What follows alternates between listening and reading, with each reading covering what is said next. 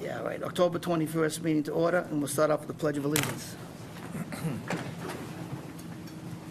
I pledge allegiance to the flag of the United States of America, and to the republic which stands one nation under God, indivisible, with liberty and justice for all. First order of business of approval of minutes. They've both been read and reviewed. Look for a motion. So moved. Second. All those in favor say aye. Aye.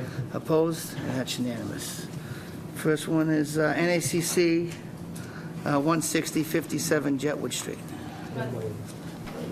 What did I say? You said Jetwood. That's where I live. I know. Glenwood. So this is a small project, fencing. The fencing is exempt under the Rivers Protection Act, but it's just 2 sections of fence. The rest of the fence is already there. A piece about 25 feet long down the side and another piece on the other side of the house. Pretty straightforward. Okay. Jack, any questions? No, I have none. Al? No questions. Sean? No questions. Motion?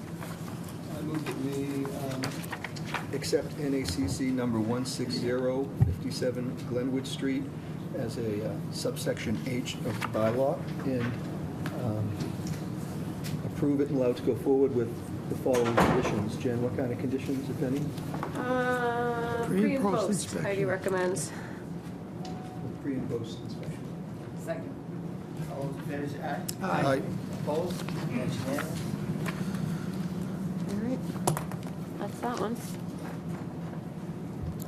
He did the dual motion. Oh, you did. He did them all in Big one. agenda, I'm trying to be efficient. Next one is NACC 16194 Flagship Drive.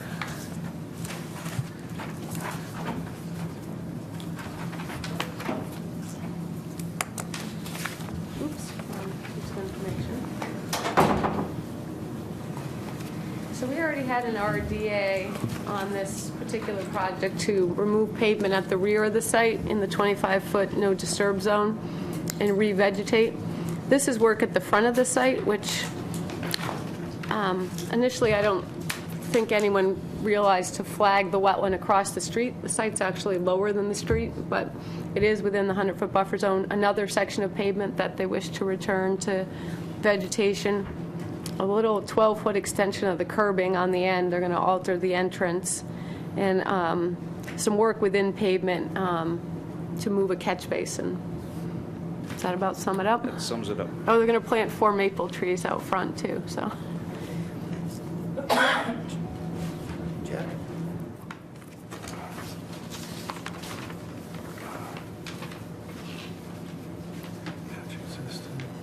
I'm just getting a sense for the project. The removal is, An I. So I is taking pavement, which is the dotted area up at the top of the plan. And that's the portion that'll be turned to grass. The bottom section's already been approved, Jack. no questions. All set. Yep. All set. Sean? What's the closest distance of any of the work to the wetland? I'd say the redoing of the curbing is probably about 50 feet, if that's 100. What, It's within existing roadway, so it's already paved. They're just extending the curbing on the pavement and what's the slope of the land like? toward the site. The road crowns, but everything else flows back down toward the site. Towards the building? Correct. That's why there's those catch basins in the parking lot. And what part of this is the L part? I'd say the curbing extension, I mean, it's pavement on pavement or, curbing on pavement. It just doesn't really neatly fall into any category, but certainly isn't going to be a major site work of any kind.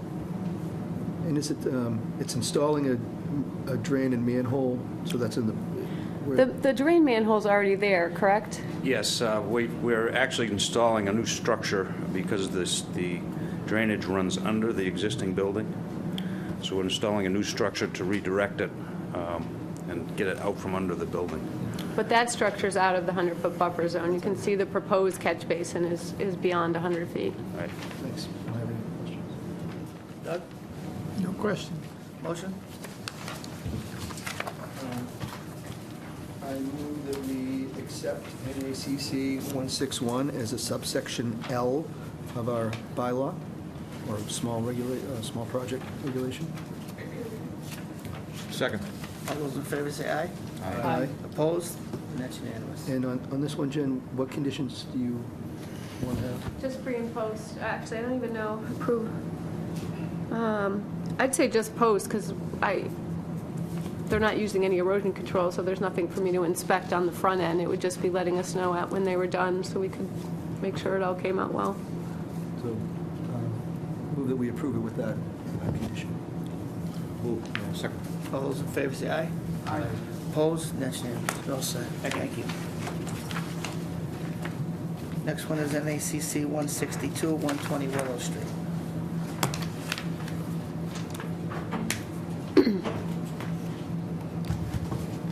So this one's even more benign than that one. But still work in the buffer zone under the bylaw, which isn't exempt. It'll decide to come up here. There we go. So the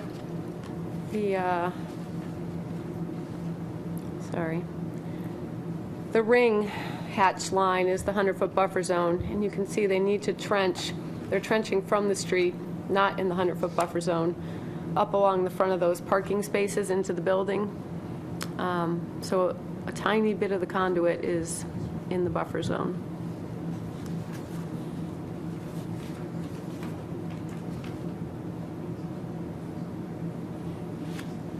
Question, Jack? How deep is the conduit?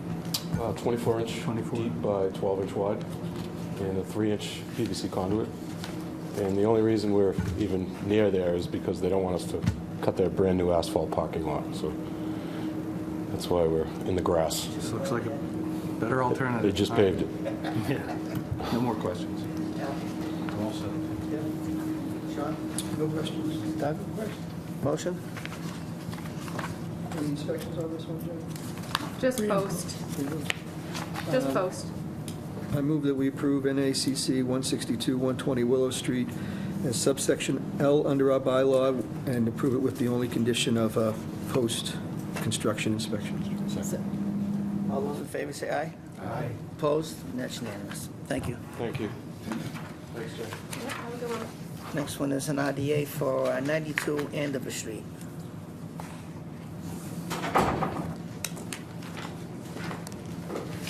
So, just get to the plan here. So you've seen this project recently. They did a little construction over the porch to do a covered entryway. That project has been completed and inspected and closed out. Now they'd like to expand the driveway within the no-build zone. But driveways are allowed in the no-build zone as long as there's no alternative. And clearly, given the way this lot's configured, the only place their driveway can go is toward the wetland. So that's what they're proposing. I can say from being parked in the driveway, it's not an easy place to back out onto Andover Street from that little driveway when there's 3 cars parked in it. So I think it's a worthwhile safety improvement for their lot as well. Jack? How many feet is to be expanded? It's 4.5 feet, or 4.7 feet. That's the width of the expansion.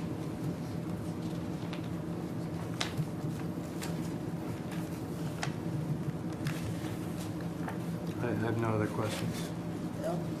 Just my questions of Jen, actually. You're satisfied with the delineation? Yeah, we actually had some issues, and we did review it. We moved a flag, so this represents that change.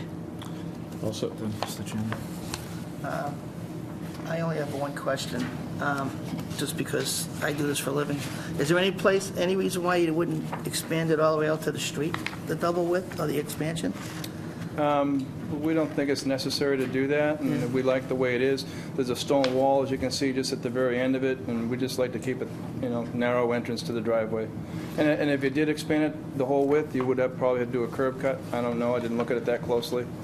But we like the small entranceway. It's a small house, small Yeah, entry, looks good. I know you've been there. It's aesthetics, that's all. Yeah, I'm just suggesting only because you're here, because that would require a modification if you decided to change it.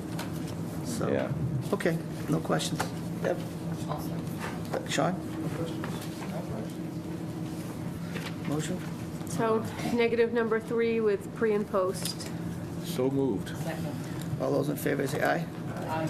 Opposed? And that's unanimous. Well said, thank you. Great, thank you very much. Next one is 660 Great Pond Road.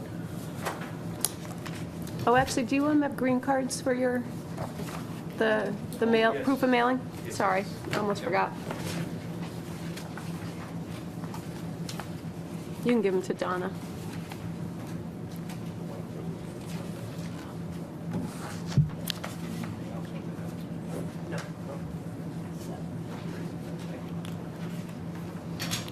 Maureen, you want to do I just happened to pull up the parking lot plan first, so if you could do that. That's 92 Andover, Donna.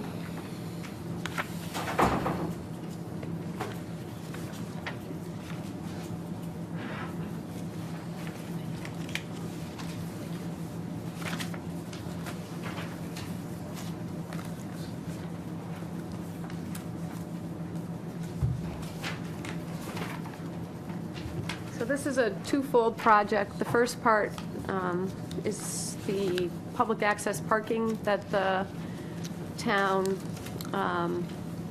got when they purchased the conservation restriction on the property, and I'll let Maureen explain what they're going to do there. Hi, good evening. My name is Maureen Carroll from North Environmental. Here tonight is also Mr. Larry Peacock from the Rolling Ridge Retreat Center. So for the parking area, what we'd like to do is propose 3 gravel parking spaces. On this larger plan, you can see it highlighted. It's closer to Great Pond Road. To the east of the site, we have the North Andover Country Club, just to orientate you to where the site is. Essentially, we're proposing it 57.4 feet away. It'll be gravel parking spaces, really minor grading, we're removing some of the material. Erosion controls are shown on the plan, and it's to provide access to the public to the site.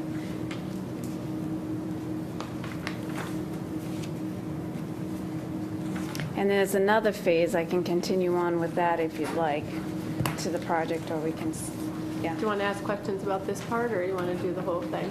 The other part's the sidewalk, right? It's a sidewalk, and also we'd like to resurface an existing paved area that's adjacent to the Moses Building. So just to give you an idea of where it is on the property, the Moses Building is located here.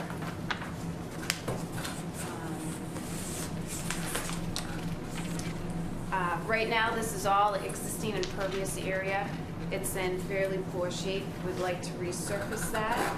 We're also proposing to install a lift for handicapped access, as well as a 4-foot wide sidewalk. Essentially, the sidewalk will provide access up to the courtyard area. Presently, the handicap parking is located approximately 200 feet away from the courtyard, so it's not an ideal position to have that here. So we'd like to resurface, stripe, provide the handicap access adjacent to the Moses Building. So you can address the gravel parking lot, Jack, or then we can go back to the paving area, whatever you want to do. This is, you can see from the photos, it's kind of an odd wetland. It actually has a discharge structure in it, and it's fully vegetated with pachysandra. Right, so it appears to me that it was man-made at some point. but it did have hydric soil, so that's why we flagged it. But it is, as Jen mentioned, it's loaded with pachysandria. It does drain to the lake, though, so there's a pipe out of it that goes to a little intermittent swale that down to the lake. So this has to go in front of planning also? I think planning's going to give it an exemption, but they're going to hear it. they did. Oh, they did already? Last night, Okay, yes. sorry, I should have talked to Jean about that. I didn't. Thank you. Planning did ask or request one addition, which was to provide a berm located in this area here. I have the design from the engineer. It's the dashed blue line. It'll be an 8-inch berm. Where did they ask for? Basically either earthen or Where? gravel. I don't have it on the plan. I'm passing around Oh, an okay. 8.5 by 11. Can you just point to it on that plan? Sure, so it'll come right along here. And the purpose of the berm is just to collect the runoff from the site. Yeah, my comments were, I was preparing to sort of, request, some kind of an improvement in water treatment from the new area to be resurfaced. And that certainly is one of them. Did you say that you're going to reuse the existing structure, the existing drainage structure from that area? We're not proposing any alteration to the wetland. No. And it gets a little bit tricky with this site because we are within the watershed. So in terms of infiltrating, we can't do that. So it gets a little bit tricky on what it is we can essentially do, and that's why I believe the engineer came up with the berm to just control it. So stick with the berm for a second. Is the berm designed to divert water away from the structure that is there now? Right, so the berm's designed to take the runoff from essentially the sidewalk Yeah. and just divert it away from the wetland and, So that it won't hit the structure? right. So isn't that an alteration to the wetland? Currently the berm, currently the device feeds the wetland, it dumps into the wetland. Wouldn't that be an alteration if you're not going to allow the flow to go where it's been going? Well, essentially what we'd like to do is do minor grading, construct a 4-foot wide pathway or walkway that's either asphalt or concrete. So really it's minor disturbance. The planning board suggested the berm and wanted some sort of treatment. I mean, we can certainly revise that if you feel it's necessary. Well, the only reason why I'm asking it is, as part of your waiver request, it was determined that the structure is piped to an intermittent stream. It's essentially part of the source that feeds an intermittent stream. Correct. So the berm would essentially be eliminating that feed to that intermittent stream. This But area most- takes a lot of water Right, from other so- places, not just that area. I don't think I haven't seen the plan, but I'm guessing. But isn't that, It's no? a minor area because a lot of there's an upgrading in parking lots. I'm not sure if you're familiar with the facility, but a lot of that drains into it's really a stormwater feature, but it's a wetland. It Yeah. drains into the wetland. Yeah, I got you. So it's really a small area, and it was just proposed to treat it, to slow it down from the impervious that we're proposing. They're thinking that the sidewalk is going to impact it, do you have to put a berm? Because the parking lot's existing now. I understand.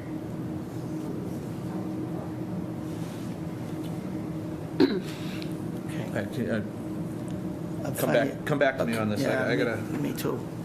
Deb? Question? Sean? What part of what you're doing requires a waiver? Okay, so the public parking spaces out front does not require any waivers. Understood. We meet Yep. that. So the part that does require is resurfacing the existing paved area. That doesn't require a waiver. Even though we don't meet the 25-foot and But it's an not. existing parking lot and it's legally located, so you're just resurfacing. That doesn't, it's only the sidewalk that requires a okay. waiver. And it's the sidewalk from the 25-foot up to the, It's actually just Parking what's area, in the right? 25. right. And on what, on your diagram, in the ones we have, I don't see it on the one on the screen, but you have something in like a brown or orange. Is that just hay bales or something? Yes, those are erosion controls. So the walkway is just inside the hay bales on the other side? Correct. So we're proposing at 23.4 feet from the closest wetland flag. And there's no walkway surface there at all? It's just grass right now? Correct. Yeah. Can't you make it, I mean, can you make it a gravel surface? Is that something you've considered? No, because we want to provide this to provide handicap access. So if somebody's in a wheelchair, it certainly would be easier to access asphalt or concrete as opposed to gravel. This is where the handicap parking is back here? This is where we'd like it to be. Presently, it's in the upper level parking area in front of the courtyard, and it's approximately 200 feet away. So this will certainly provide a shorter distance for anybody with mobility issues to gain access to the courtyard. Sure. And are there certain steps you have to take to move the handicap parking back there? Not that I'm aware of. Okay. There's already parking there. People park Yep. along the building. They would just mark this as designated for handicap only versus right now anyone can park there. And to satisfy disability regulations, you have to have a pavement surface there or concrete surface? Is that right? I believe so. Yes. You could do stone dust, but it's going to be just as impervious. You'd have to compact it to a level where it's not going to absorb water anyway. Then you'd have a maintenance issue. Yeah. Is there another location where you can get it further away from the wetland than where you have it drawn now? I guess how much further away would you like to see? I mean, 25 feet from the wetland, but if not 25 feet, how close can you get to 25 feet? I mean, essentially, we want to be able to provide the people the area to park. I mean, I suppose we could shift it up 2 feet if that will make a difference, but essentially, between the closest corner to the closest wetland flag, it's all pavement there anyhow. Right. I know, but you're asking for a waiver. She hasn't, so. Can't you move it almost, are there a set of stairs between the parking lot and the building? There's a set of stairs, yes. Can you move it closer to there, such that it's at the corner of the parking lot where it meets the stairs, and cut off a substantial part of that going within the 25? The stairs are actually a fire escape. That's Right, no, I'm not saying you go into the stairs, I'm just saying instead of, once you get to the 25, you keep going closer to the wetland until you get pretty far into the paved area. Can't you back it off so it's further away from the wet? I think you could, as long as you keep the slope, Yeah. for handicap accessibility. And I think, I spoke with the engineer, and presently, the maximum slope is 8%, and we're at about 7. So I can certainly see if we can shift it up. That might kick us to the maximum, might kick us over the maximum, but, if it's a matter of meeting the 25-foot, I think we can do it. Actually, if you go to the, where Sean says, if we're going to pick up a foot of elevation, bringing it closer to the fire escape, so that would make the pitch even less. Okay. And that- Everything else is outside the 25 and doesn't require a waiver, correct? That's correct. Okay, thanks, I don't have any other questions. Doug, any questions? What's the purpose of that berm again? I The think it's purpose useless. of the berm is to just collect some of the runoff, It's useless. the drainage from the sidewalk, because it's sloped that way, and to prevent it from flowing into the wetland.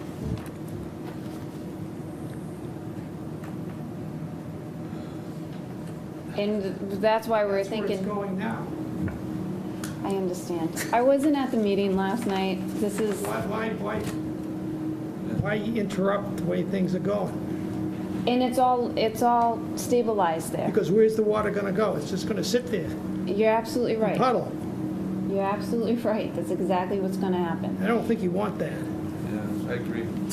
I don't think the berm should be there. I'm having a problem with that. I'm having a problem with that right from the start. I can talk to planning about that. And I was- That really is screwing everything up. I mean, the whole system is working, and we're putting a dam in place to create a pond. and the sidewalk- Where a structure exists and already feeds an intermittent stream, I just don't, I can't imagine. And the sidewalk. Why we wanna do that. The stormwater. Yeah, I mean, I'm not, the intermittent stream is a result of the pipe coming out at the other end. But it's It is- there. Right. But it's there, okay? And And it's not, feeding is not an issue. But I don't think we should be diverting water away from a stormwater structure. It should be going We also in. shouldn't be diverting it away from where it's Are you already altering going. the grades with that sidewalk? The grades that are shown on the plan, are they being altered as a result of that sidewalk being put in? Other than the installation of it, no. So it should be flush with the existing grades? Right. So long as you get a 1 in 12 slope, no Right. greater than 1 in 12. Right. I mean, I'm more than happy to take the berm off if we can get the blessing from planning board. They just got the permit the waiver last night. That's why I had an 8.5 by 11 of the berm. So, I don't understand the planning board's thinking of this. I don't understand it either. She's not gonna throw the planning board. I think we're anxious to help you approve the project here. We're just all struggling with the same thing, the direction of the water that's already going. It's just, it appears that at least 3 of us don't think it's necessary. I think I can discuss that with them. I don't think it's an issue, I think once we explain the rationale, Okay, so, It's not necessary. Right. Take it off. Take your requirement and that it off. would actually, be more harmful than good. So I think they'll defer so to that. what's appropriate right now? Continue it and have that We have to modification made? continue anyways. We do, Why? okay. Why? There's no need to continue. She's gonna change the plan for the sidewalk. And you have- Oh. And you have to go for Well, yeah, I mean, we could Modified approve it plan. upon the completion of, acceptance of the new plan. but- Well, I think we should continue because to ask for a waiver, Sean's not comfortable where it is. I think we should have it where it is and where they want to change it to. I'd very much I'd like you to request the berm go away. Yeah, absolutely. Yep, not a problem. The rest, does anybody have any questions on the rest of the dirt parking lot, which is non-jurisdictional? The only thing that I haven't been out there, but you said the parking lot's in pretty tough shape. Yeah, there's photos of it. I would make sure that we condition it that, There's some on the other side, flip it over. they're going to resurface that, okay? Not those, that's what you're looking at that's the upper parking lot, the gravel That's not parking the lot. right one? No, turn that over. Oh, it's not over. It's a beautiful property. If you have an opportunity to take a sidewalk, it's a nice place to go. I'm confused. Okay. So if anybody, we don't have any question, the only question we want is we'll address planning. Okay. And do you want us to show you what we were explaining as far as the walk? Or you know what we're talking about? I understand you want it closer to the building and See, right here, the elevation's 65. Yeah. If you could put it somewhere in here and make the turn, okay. I think that would, is that what you want, John? I think that would be the way to go anyways. And that gives, you're gonna pick up another foot. Yeah, it might be a little awkward, but we could do it. It's going to be awkward because you'll have the car parked right next to it. So ideally, you'd want to enter at the end of the car where you'd be open. If you move it up, you're going to have to create a lane, basically, for someone in a wheelchair to get Well, if in there. you make a handicap space. There'll be a they can handicap put spot it- anyways. They can put the crosshatch portion of the handicap space there. Handicap spot's extra wide for both sides So anyways. it's an extra wide space, but usually part of it is crosshatched, and then you've got the space for Right. parking. Okay, Okay, we'll take a look at that. all right, so we need a motion to continue. All those in favor say aye. Opposed? And that's unanimous. Thank you. Deb L. Just get a line, you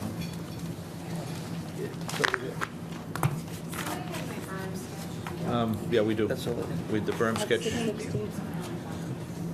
get rid of it. You need any of the pictures back, or these going to file? Those Those are filed- mine. Those are filed pictures. All right. Okay, next one is 497 Foster Street.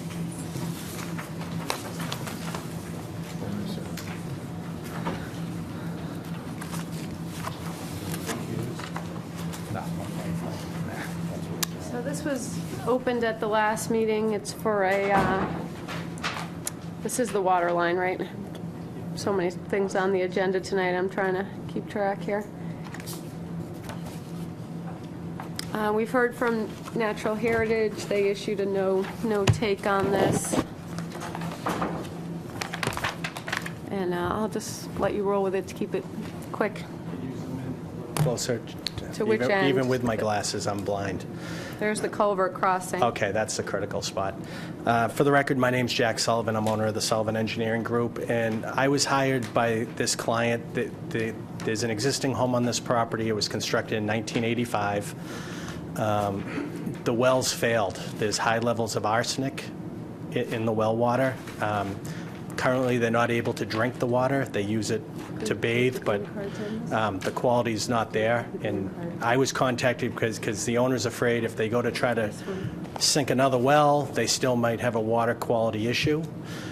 Back in 1990, the town ran a 8-inch water main up Foster Street and provided 2 services off to the property line. This is a common driveway, and there's 2 18-inch corrugated metal culverts that run under the driveway. Norse Environmental did the wetland flagging. It's an intermittent brook, and what we're proposing to do is to run a 1-inch copper water service within paved areas within the 25-foot buffer zone to the wetlands, and then in the shoulder of the driveway and within the grassed area of the yard.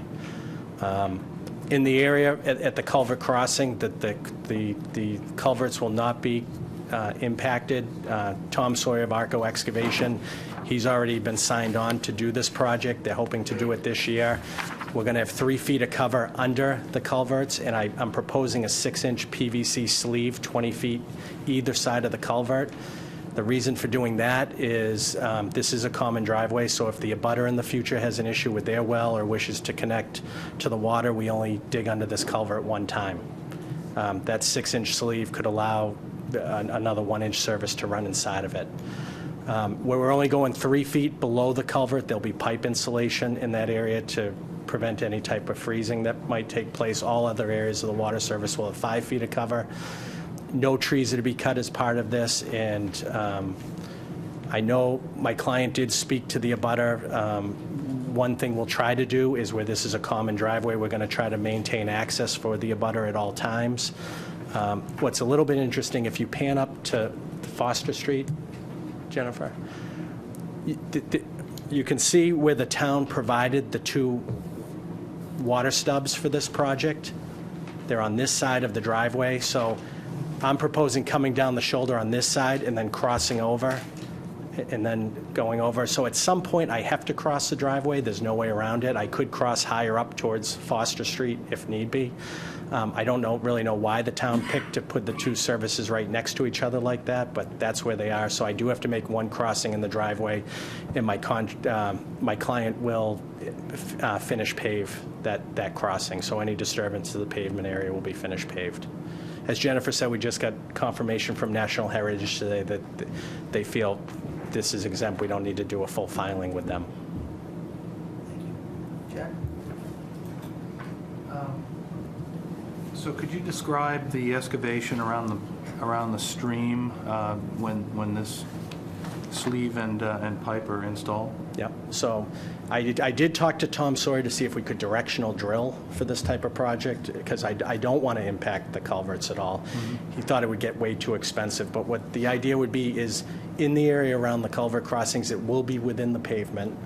The pavement will be saw cut 3 feet wide. They'll excavate down. They'll have to do some handwork under the culvert. And I also should note that I put in a dewatering area for this project up in the grassed area. There'll be staked hay bales with crushed stone inside, and there'll be a pump, and everything will be pumped up because, we will be in the water table.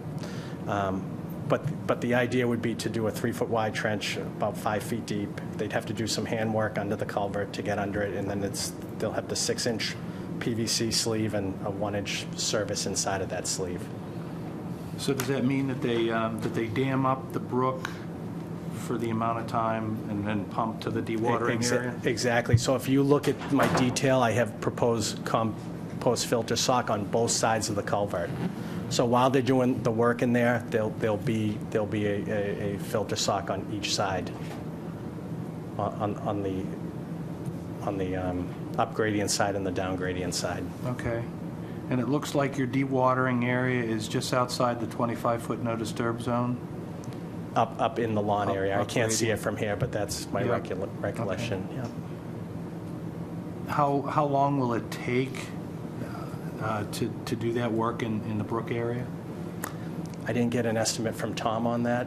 I don't really know. Do you know the schedule of the? He can open and close that in a day. Put that conduit for one day. Yeah. Do you know what time of year they're planning to do this? Now. Yes. They don't have drinkable. They don't drink the water. They have like Poland Spring shipped in. Right. So that he has him set to go. It's a matter of hopefully getting approval tonight, and then if there's an appeal period or whatever. But he already has them under contract. He's all signed up to go. Okay. No more questions. Al? So I guess I'm going to ask both of you, Jen and vernal pools, either side? No. Nothing? Because that area is dotted with them. Yep, no, just BBW and stream. All set. Thank you. Deb? No questions, Sean? No questions? A couple of questions. Since it's a common driveway, and it looks like most of the driveway is on the abutting lot. And has there been what does the butter have to say about this? I think the abutter's here tonight. But I know. Are you having any same problems with your well water? Well, our well is about 75 feet away, and our well is clean. Okay. It's clear. You have no interest in having a town water supply? I think having the town water supply brought down for them is a good idea, and it certainly is a good idea should our well go bad. What I'm getting at is, we're digging up this driveway, which is within jurisdiction of the Conservation Commission. Why not bring the size of the main larger than 1 inch up at least to where the driveway split, so that in the future, if you choose to decide to use town water, you don't have to go all the way back to Foster Street and do this all over again.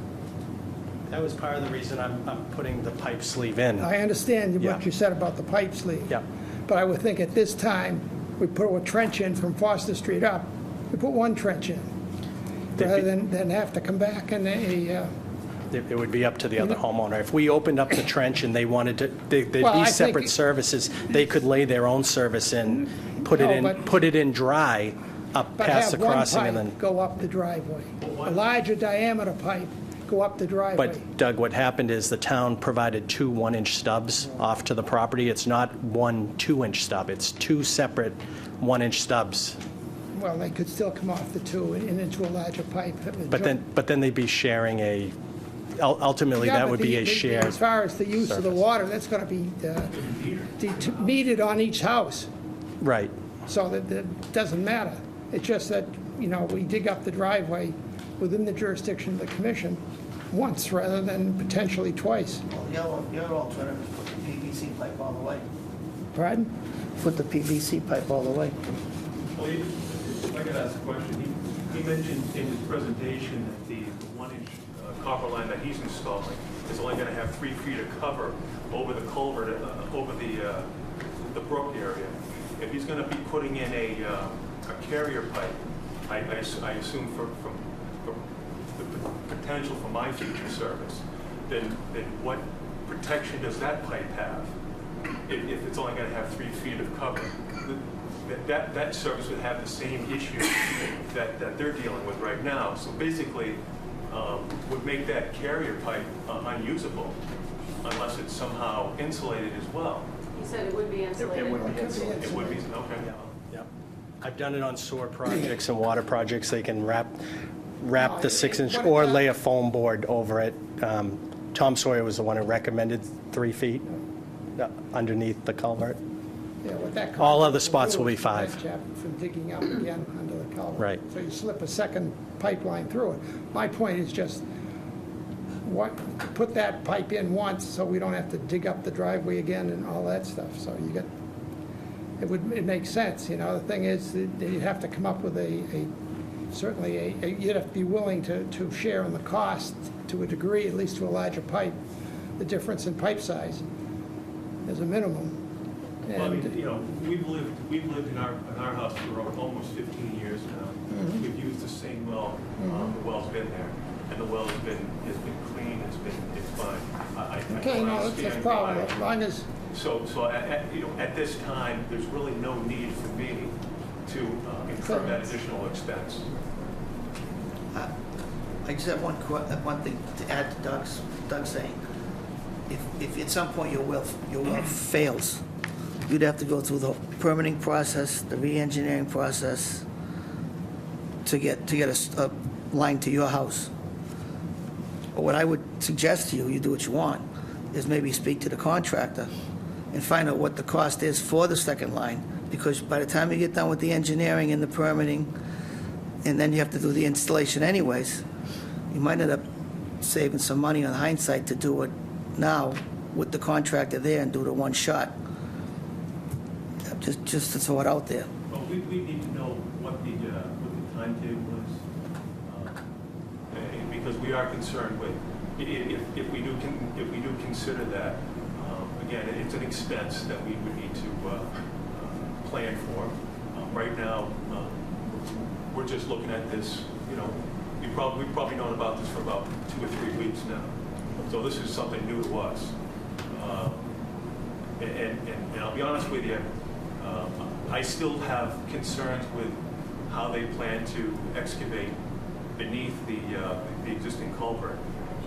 That's a very fragile location. I don't know who's been out to look at that, but it's something that I have concerns about.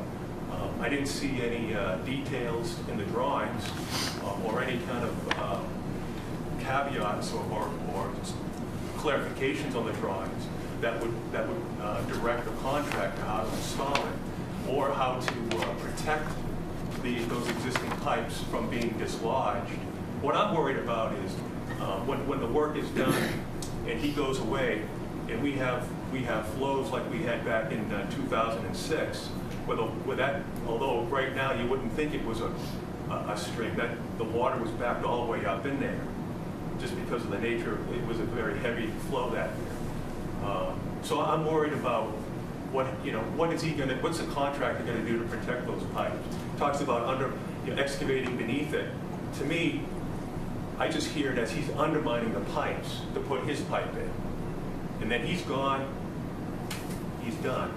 But I want to know what, again, if you could, to look at that. I own the property on either side of that. well, that culvert is on your property. Yes, sir. The issue is, you should be satisfied with what's going on, because you end up with a problem if a problem is created. How are we protected by that? How do we protect ourselves against that? I mean, you're talking about coming and, trenching down our property, It's cutting across the driveway and then part of the pipe looks like it's going to be trenched down the driveway. Like, how do we protect ourselves? This is an against- RDA, right? An RDA. So there's no performance bond, we don't post a performance bond in an RDA, right? Just on an NOI, am I right? No. I mean, this borders on, in my opinion, borders on a notice of intent, Well, even though everything is shown that what you're going to do. I wasn't there until I got that question. Typically, that's how we do it, is in an NOI, the applicant has to post a performance bond, which ensures that there's money should something stupid happen. So if the culvert, but If typically... something happens during construction, they're going to be there to fix it. I think what they're saying is long-term. Well, I mean, the answer to that is sort of unknown. The request I'm hearing is that the question was very simple, I think, and it was, if during the construction the culvert is damaged, who will they fix it? That's the question I just heard asked. Very simple. They're asking about their culvert. So, no, it's okay. We do deal with this all the time. So, Mr. Sullivan, if during the course of the construction, when they dig under the culvert, if the culvert is damaged in any way, what's going to happen? ARCO would have to fix it. And the easy question of this is if there's something happens and ARCO didn't fix it correctly, then ARCO carries insurance. ARCO could be sued for faulty construction. That's not going to happen. He's a very reputable contractor. And the reality is, this pipe's about 20 feet long. We're going through a 3-foot section. We're not going underneath the whole thing that's going to collapse. We're going under 3 feet. If something did happen, Tom Sawyer would fix it. That would be part of it. So, sometimes with utility work, you hit something, you don't know it's there, it gets fixed on the spot. So are you satisfied with that answer? No. You're not satisfied with that answer? It's larger than 3 feet. If the contractor breaks the culvert, during the construction, they're going to replace it and put in a new culvert. That's Yeah, not. the thing is, what I'm worried about is, again, if he's gonna go underneath it, he talks about excavating underneath it, okay? Yeah. He's gonna excavate underneath it, which means he's gonna undermine the existing pipe. Right. Okay? He's gonna put his pipe in there. Now, he needs to put material back. Right. What guarantee do I have that he's put it back properly so that this just doesn't wash away in the first storm? Well, the guarantee you have, if I just heard Mr. Sullivan correctly, is they're responsible for the project. Right, but see, he's not contracting with me. I have no contractual connection to him. No, but he is a licensed contractor, so he does carry insurance.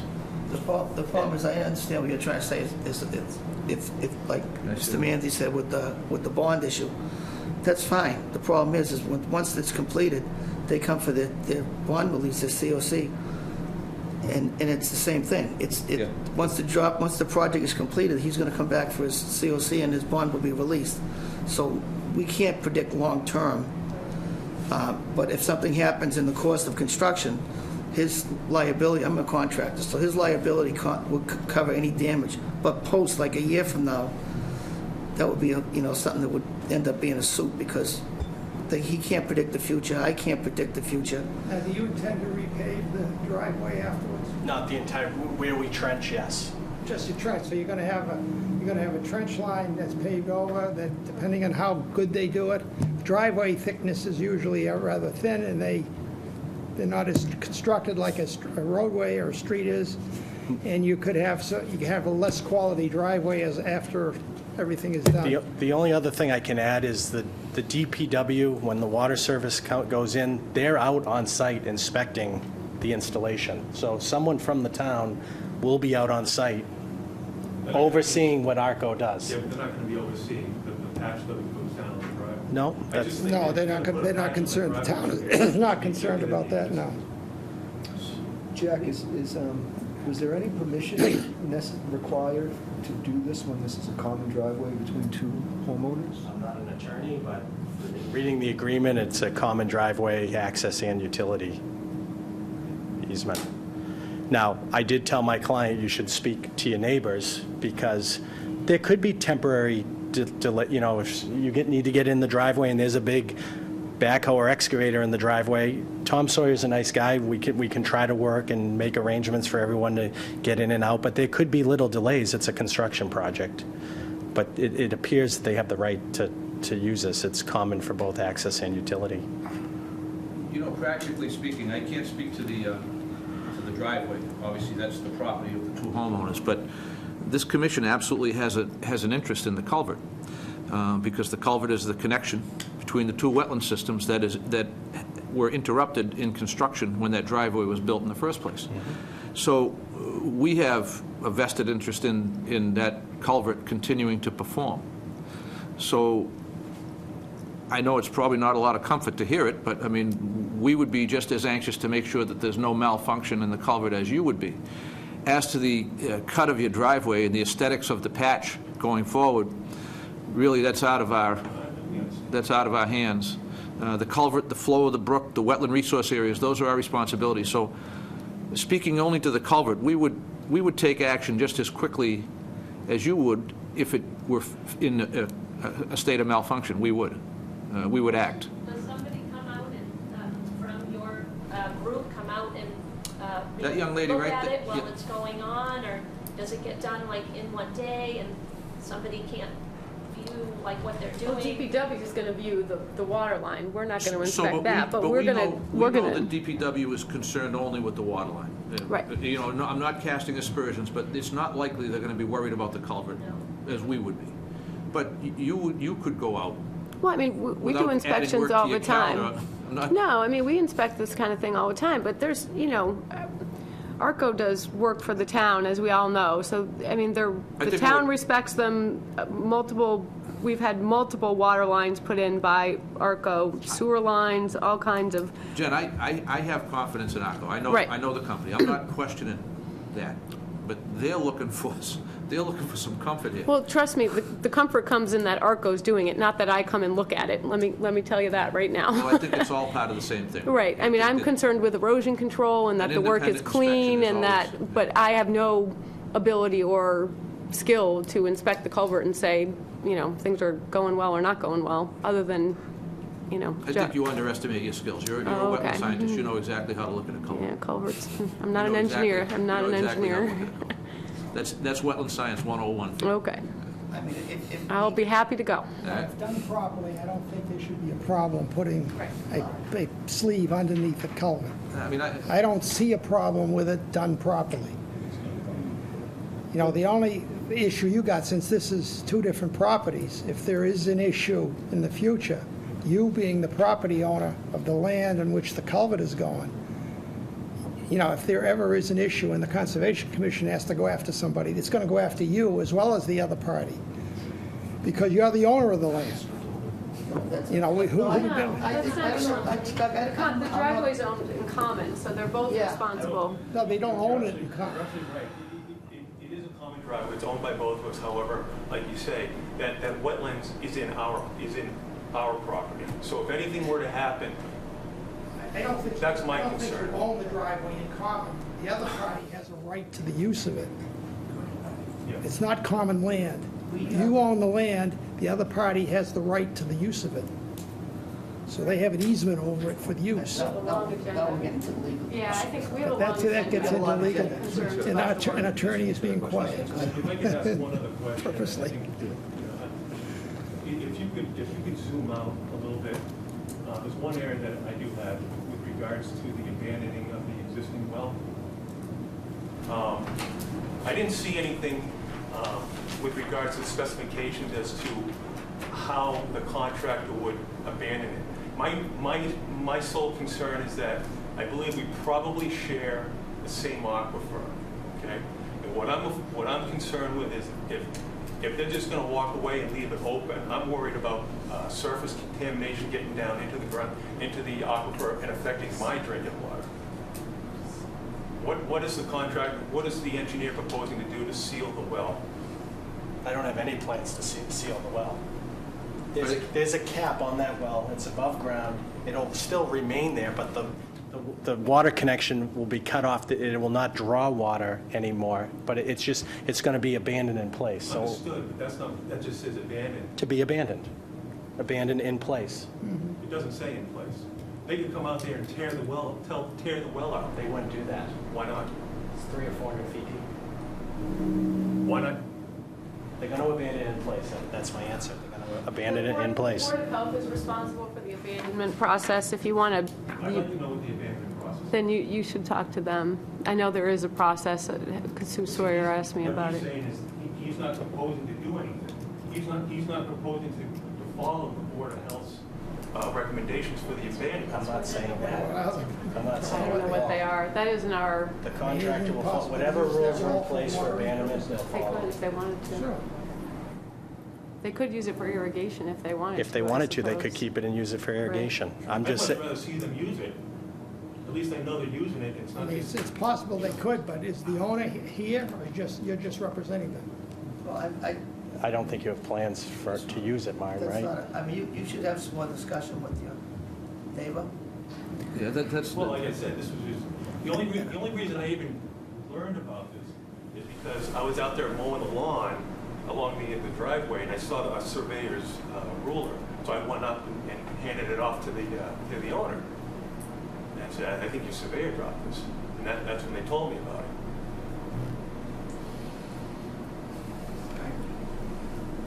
Do you have any more questions on this? No. I mean, I do want to just say this. I think they, you know, we support their efforts in getting water to we do.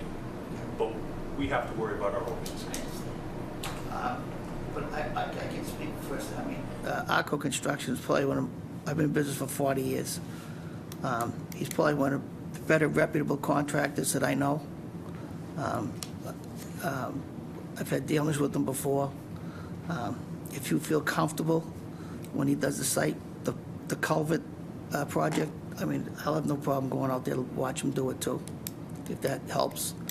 But aside from that, I mean, it's pretty straightforward. I mean, it's not a, I don't think it's going to make a major impact. I haven't seen the culvert, so I really can't speak firsthand.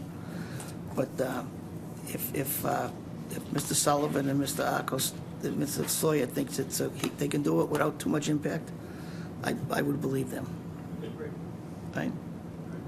Thank you. For the record, the comments of any contractor in town are not the representations of the North Andover Conservation Commission, but the individual himself. Thank you, Counselor. Sure. Counselors. Yeah, I'm not endorsing anybody, I'm just speaking from my personal. That's why we have lawyers on the commission. There you go. All right, so we need a motion.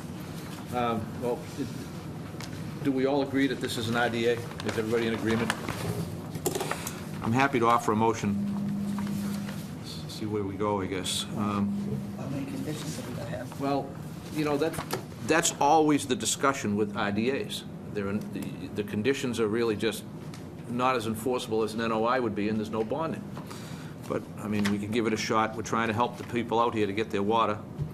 So it would be negative number 3. At a minimum, Yeah. they need a pre- and post-construction inspection, and I would recommend that if you are dewatering, someone must be on site at all times. That's, Well, I also think, does this need a monitor? For certain I don't think, aspects? I think if they're For dewatering, example. someone needs to be on site. Well, I'm going to inspect the erosion controls. Define someone. Who's someone that needs to be on site? Who's the someone?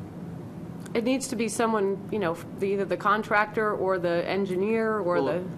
The contractor will have people on site if they're dewatering, obviously, because they're doing the dewatering. Oh, no, you've seen, well, people like to leave that thing alone, go to lunch.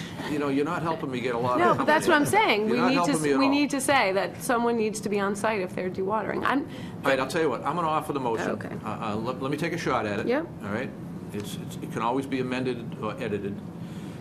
I'll move that we issue a negative determination with the following conditions: a pre-construction inspection, an inspection or a monitor during the excavation under the culvert on the day that takes place, and a post-construction inspection. And the only other thing is wetland markers. They don't have much of a 25-foot no disturb, so I think they need to monument the existing tree line. There wasn't a 25 when they built the house, but I think what's out there needs to remain. They haven't done anything If you want egregious. markers, I have no objection, but I did hear that the scope of the work is within the paved driveway. And when the water line comes across the lawn, the 25-foot no disturb is kind of off to the right. Okay, so, all right, so monument to, okay. You have hay bales? It's all proposed on the plan. We don't need to condition that. It's already shown. That would be for what the pre-construction. That's locked in? Yep. All right, so, as I said, I strongly request, recommend, insist that on the day of the excavation under the culvert, that a representative from the town be there. And a monitor, like Jack would be on site or Jack, something. if it's Jack, I have perfect confidence in Jack. Or Jack can designate if he wants. Either Jack or his designee is fine, but I want someone from our department there. To inspect on that day. I want to observe the work under the culvert. Well, we're not going to stand there all day, but we'll go and check. I want somebody to stand there for a little while. Oh, yeah. Okay. It's not a I'll big... be calling come on. you. I'll bring you... I'll be there. If you call me, I'll bring you a coffee, but I'd like somebody there. Okay. All right? I'll be there that day as well. Okay. We'll make Give it me happen. 24 hours notice. I'll bring you 2 coffees. So when they're going under the culvert, that should be the time. Dewatering too, so. That's what I'm thinking. That's the critical point. And So- if it's one day, I'll be there. So if it's the critical point, As needed. let's have some people there that is... They should all be there one day. Okay, but, so one day, everybody's on point, everybody okay with that? All right, that's my motion. Second. All those in favor say aye. Aye. Aye. Opposed? And just for a side, as far as the well, you should either talk to your neighbor and find out what he's planning out, and if not, then go see the Board of Health and get some direction on what they can or can't do with that well for your own personal Well, past practice, we don't do this, but past practice is when wells are capped already. You know that, you have one, they're capped. They don't uncap them or do anything. They simply just take the water line that comes off it and they disconnect it and they just don't utilize it anymore. Or they could continue to utilize it and water their lawn, but, I mean, they don't dig them out. They don't take out hundreds of feet of iron pipe. It just doesn't happen. It just, that would be the dumbest thing anybody could do. Thank you. That was a lot of work, Mr. Sullivan. Yeah. All right, next one is 242-1660 303 Chestnut Street. I don't know that I, oh, there it is.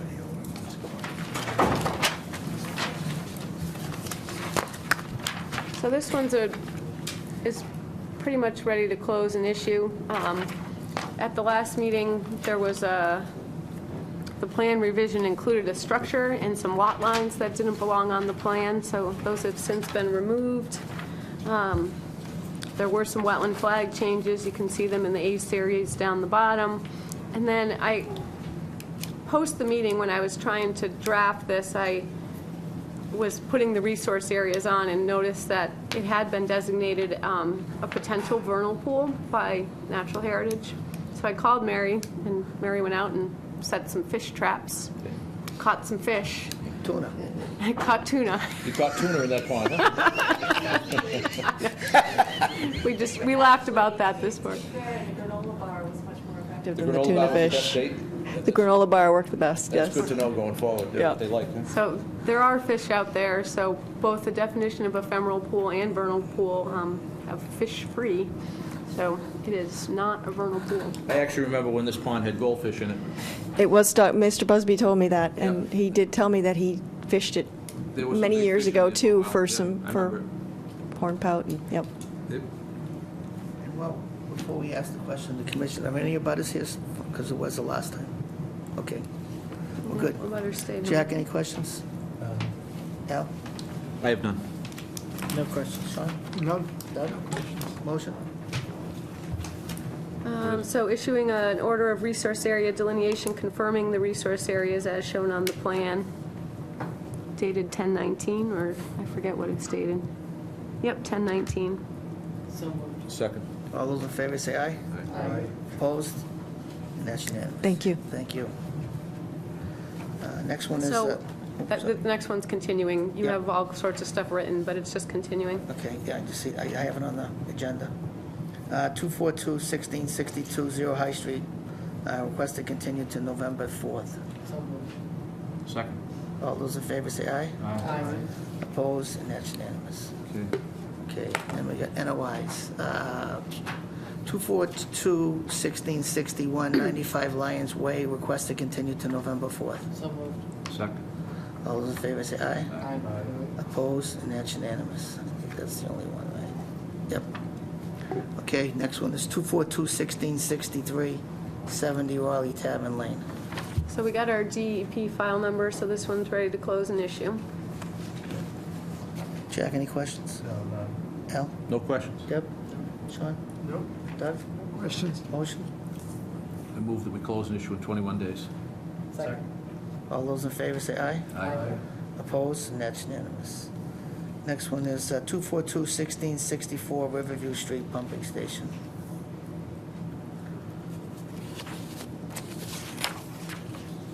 So this one also got a DEP file number. I didn't put up the plan because I don't think there was anything left at the There weren't last any meeting. comments on the plan itself. We were waiting for a file number and a response from Natural Heritage. The project, this is for the pumping station for Greater Lawrence Sanitary District, and the project is actually exempt under the Mass Endangered Species Act. It was submitted to Natural Heritage. They have a couple more days to respond to confirm that exemption. They have verbally now to a representative from CDM, and I have a copy of a correspondence where she states that they have confirmed that it is exempt, but it'll be a couple more days before you get the letter. I think we can close an issue and I'll just hold it. I mean, we have 21 days to issue it, so it shouldn't be a big deal to wait for the letter. Any questions, Jeff? No. Al? No questions. Deb? Sean? Doug? Motion? Close and issue in 21 days. Second. All those in favor say aye. Aye. Opposed, and that's unanimous. Thank you. Thank you. Okay. Next one is 242-1656, 95 Olcott Way. So, Mr. Murtha's here, but we have a revised plan that meets the setbacks, with the exception of the retaining walls, which you had permit under the previous order of conditions. Mr. Murtha was in the office today and has since filled out his application to get his COC on the old order for the swimming pool that never got constructed, so that'll close that out. It was something I had mentioned in my recommendations.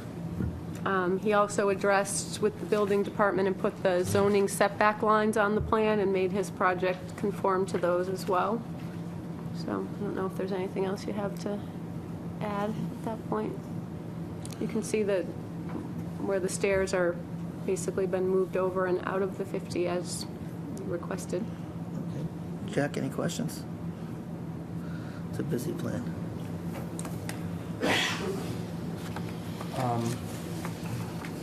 No, this looks much better than last time. Are there any waivers requested at all? No, I No? don't think any more. Straight up. Okay. The order of the order of conditions from years ago, is that still open? Correct, it was never closed out, but Yeah. today he was in, he submitted the COC request and the check, and I mean, you said some minor work was done, but nothing substantial. So I think we can close it out as no works. I mean, obviously, there's no swimming pool out there or that Yeah. sort of thing. Yep. Okay. No more questions? No? No questions except, so is the COC request in front of us as part of what's going on here? No, but it'll be here, it's already been filled out and submitted, so, All right. So we don't have that to move on tonight? no, but I have to write this. Okay, So if gotcha. everything would go to the next meeting and be finalized then. Okay, all right. But I'll have it all All set right, to I'm go. all set then, no questions. Deb? All set. Sean? Could I, Is this all set as far as you're concerned? Yeah, I mean, there's some areas of the 25-foot no disturb that I think need to be allowed to revegetate. They will revegetate naturally. They were part of a blowdown back in, I forget the year that you had provided the documentation. 2014. 14. So I think as part of the order of conditions, we usually condition monumentation of the 25-foot no disturb. So I think once that's done and it's allowed to revegetate, it should be fine. Is there any problem with a cabana or a storage shed?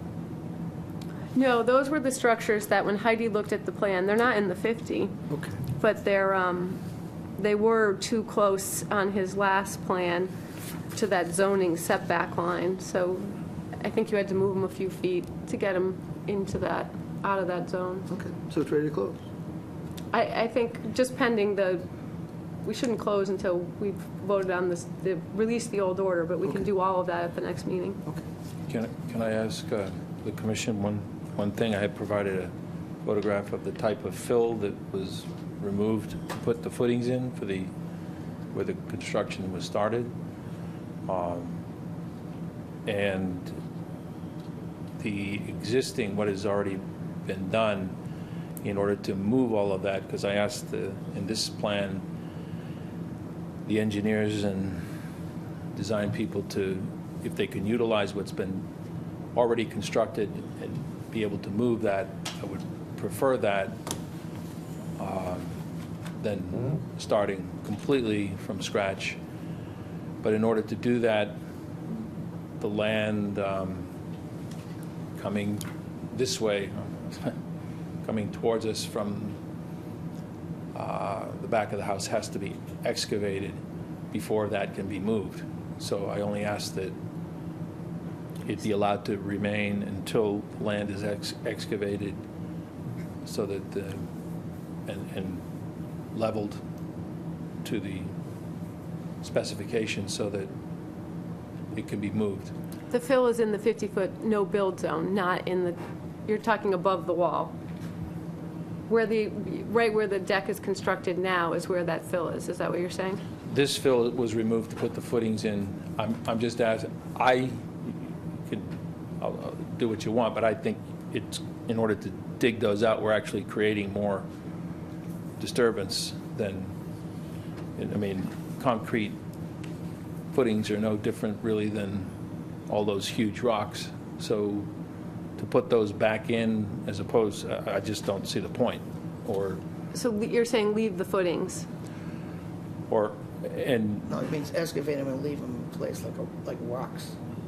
Is that what yeah, you're I saying? think they're no different than rocks than digging it up again and putting the rocks back. It seems to me counterproductive in terms of the environment. And also, I'm just asking that what is there remain until the land is excavated so that it's leveled and that can be moved.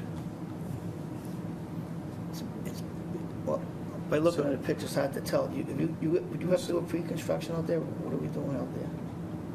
Yeah, I'm not sure I fully understand what he's asking. So is there a stockpile of rocks now that you want to leave No, it's in? a small pile, but I don't know, I have no clue as to what the commission desires in terms of the work that's already there.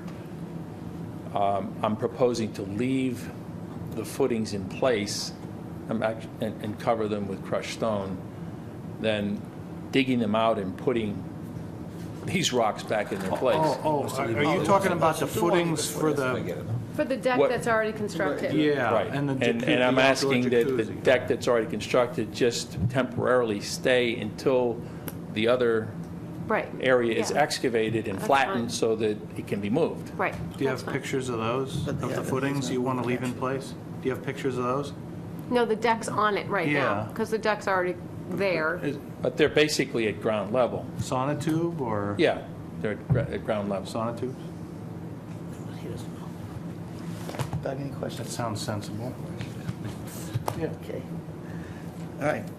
So we need to be continued till next meeting. It's the same outcome. If we close the hearing tonight, we would issue it in 2 weeks. That's We're fine. just going to leave it open and issue it in 2 weeks anyway. Thank you. Motion to close and issue in 21 days. Who's the second? We have a motion. Not closed. Oh, I'm sorry. To continue. To continue, second. Oh, we're continuing, I'm sorry. Right. I'll All second. those in favor say aye. Aye. Opposed? And that's unanimous. Thank you. Thank you. Thanks. Okay, next one is 242-1665 415 Oxford Street.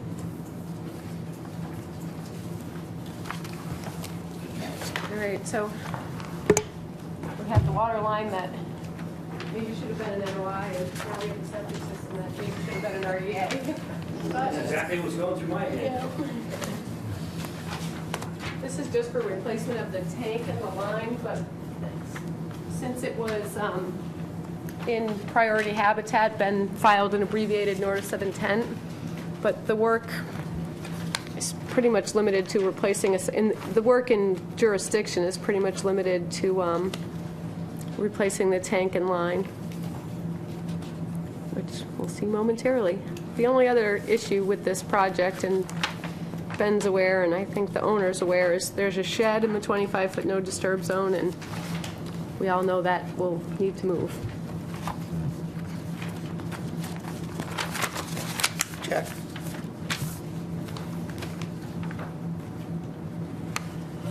Oh, looks like the tank is outside the 100.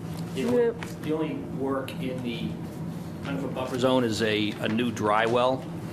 What happened, this system's only 9 years old, and the owner installed a water softener on his well, put the water softener into the septic system, and they kill them. So we're putting in a dry well to take the water softener from the well. So we take it out of the septic system, and then we're replacing the septic system. But the septic system's out of the buffer zone. Our access is through the buffer zone as well, coming down the driveway, so. And there's some piping, right? Minimal. Minimal, yep.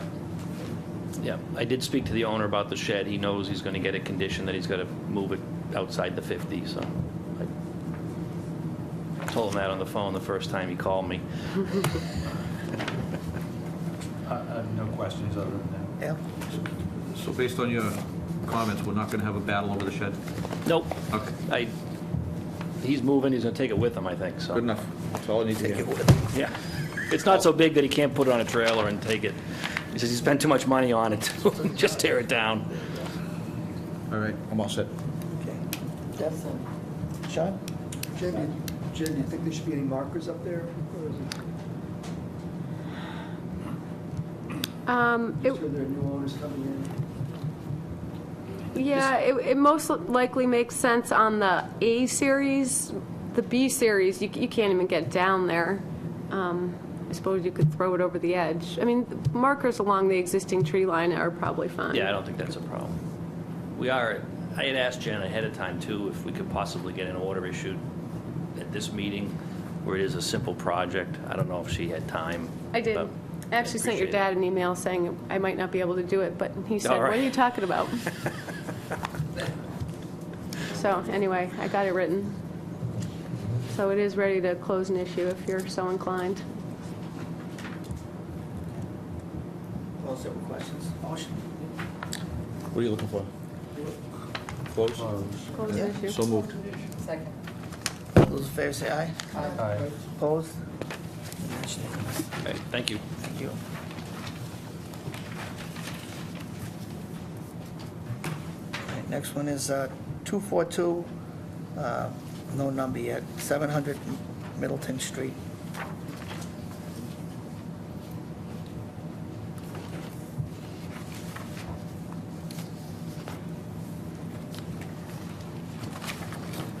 Saw the pictures of this.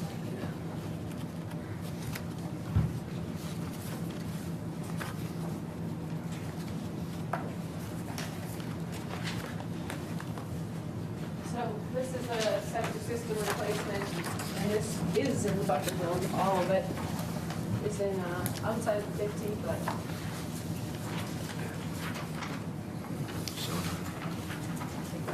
Yeah. That's box. Get your plan? We got a plan, Jen?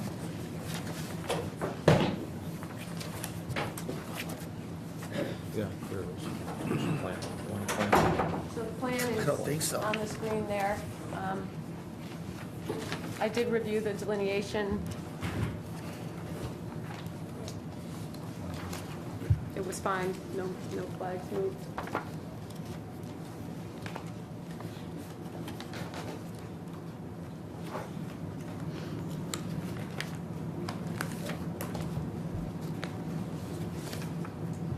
Jen, did you say that the septic system's going where the old one is that correct? Jen? Pretty much in the same place, right? Yeah. Yes. Okay. You want to give a description of what you're doing, or you want just to go for questions? Okay, this is the existing septic system has failed, and we're putting the new system in the area of the old system. It's in the 100-foot buffer. The new system is going to be is proposed to be 51 feet from the bordering vegetated wetland. It's going to be in ground. We're having a temporary disturbance within the buffer zone of approximately 2,500 square feet. That's for grading and things of that nature. It's basically replacing a system that has failed.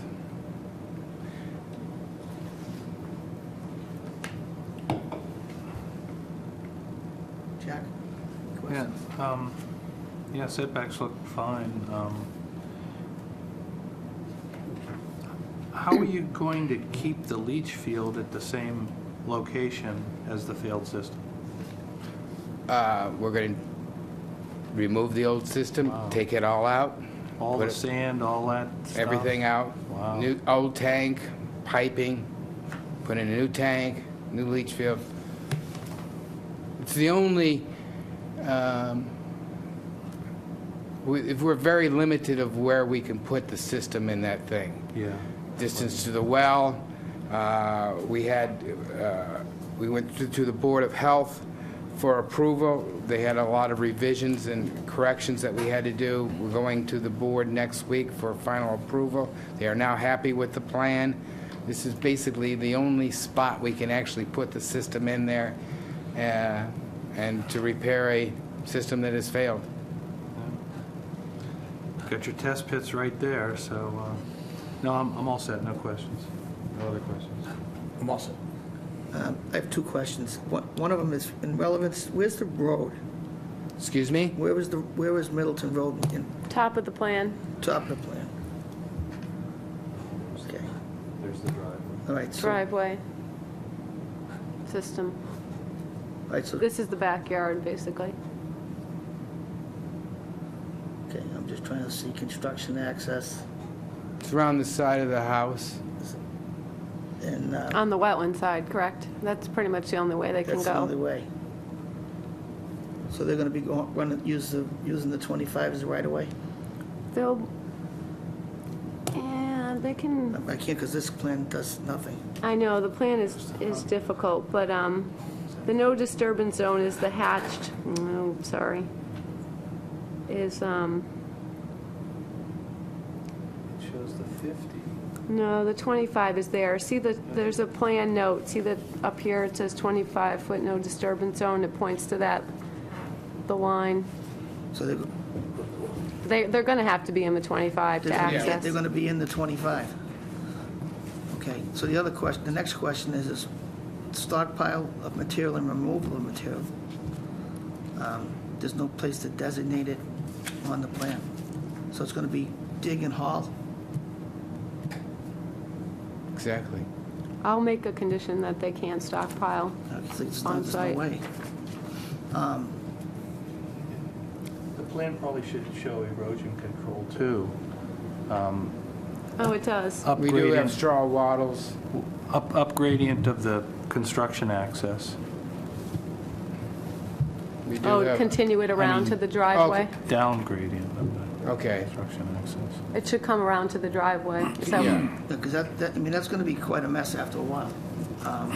Taking out the old system and then So, trucking yeah. in the new stuff. So, that's going to get disturbed. I can pretty condition, severely. I would suggest too, given how close they're going to be and that they're in the 25, that we condition back by trench siltation fence so that there's no, because you can just drive over Waddle. And what are we going to do about fixing it when they're finished? Well, they're going to have to loam and seed everything. I mean, I'm not concerned about that. Are they going to try to do this season, or they only have till November 15th to get it in? It would be, yes, we'd like to get it in this season, but, we can't predict the weather and other So things. most definitely silt fence as well as wattle, I would. Yeah, because once they start, they got to finish. Yeah, they're not going to get it seeded and growing unless we have a really warm December. It's happened, but. Right. So the stuff that we talked about as far as, So erosion control extending to the driveway and the sock backed by siltation fence and no stockpiling on site. Right. I mean, I didn't write this, so this is not going to issue until next meeting. okay. Yep. Sean? Doug? Is this house served by well water, or Yes, it is. where's the well? It's on the plan, it's way over. On that side. It's up gradient of it. Where, It's got the well do line. you show the 100-foot radius for the Right where it well? says 13. They show a 50-foot radius. 50-foot radius. You're supposed to have a 100-foot radius? We've already worked with the Board of Health on that. We're getting a waiver from the 100-foot. It's the only spot we can possibly put this system. I can comment on that. We had the well tested. Septic tank is there. We don't know how it's going to fare. No bacteria. The Board of Health requested that we test the well today, as today's standards, because they were concerned about if the well was contaminated or not. We did do testing of the well.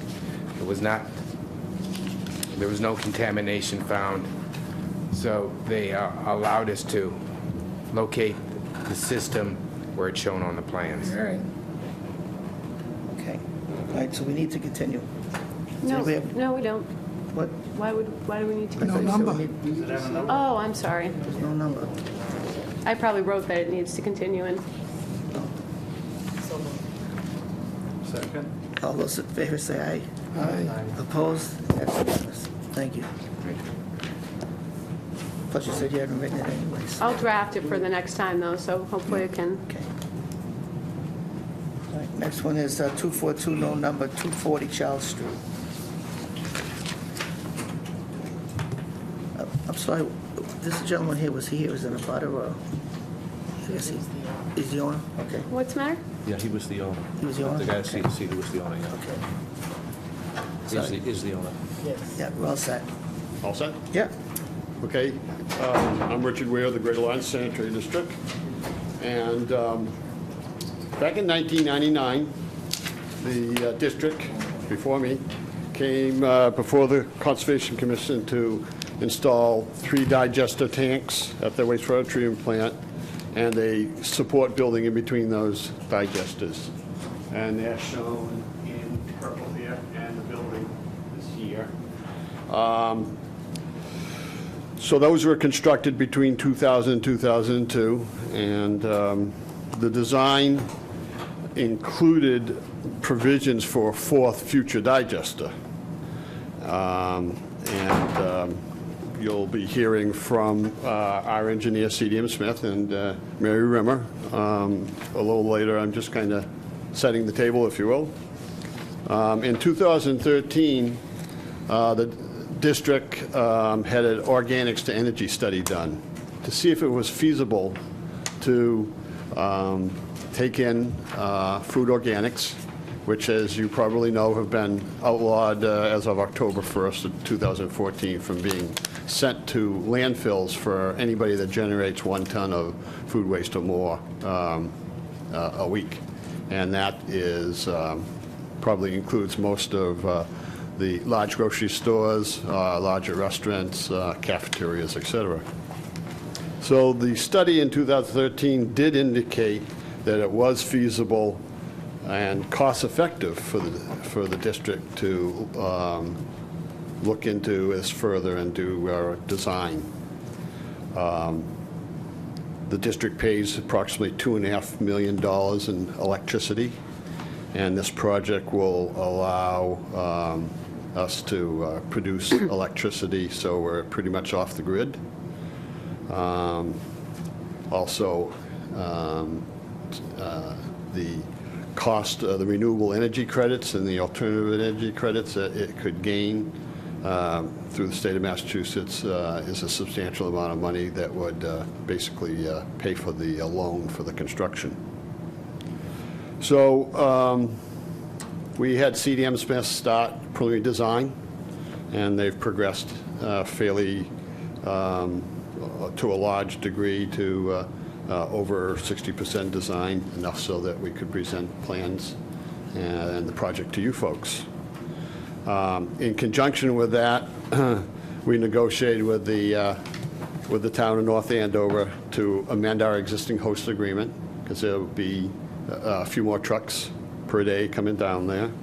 So that has been agreed to and signed by all parties. The project is, the district has received for the project grants from Massachusetts DEP, the Clean Energy Center in Massachusetts, and Department of Energy and Resource grants. And we also are getting our loan for the project through the SRF program of DEP. The project, when the chairman and Jennifer was out last year, when we had the RDA before you to clean out the existing digesters, we did show the area to those people. We're hoping to bid in late January of 2016 with a contract award prior to April 30th, and that's kind of our required contract signing time to with DEP at the SRF program requires contracts to be signed by that time, and it's a 24-month construction period. So at this point, I'll turn it over to Mary and to Ben Mosier from CDM Smith.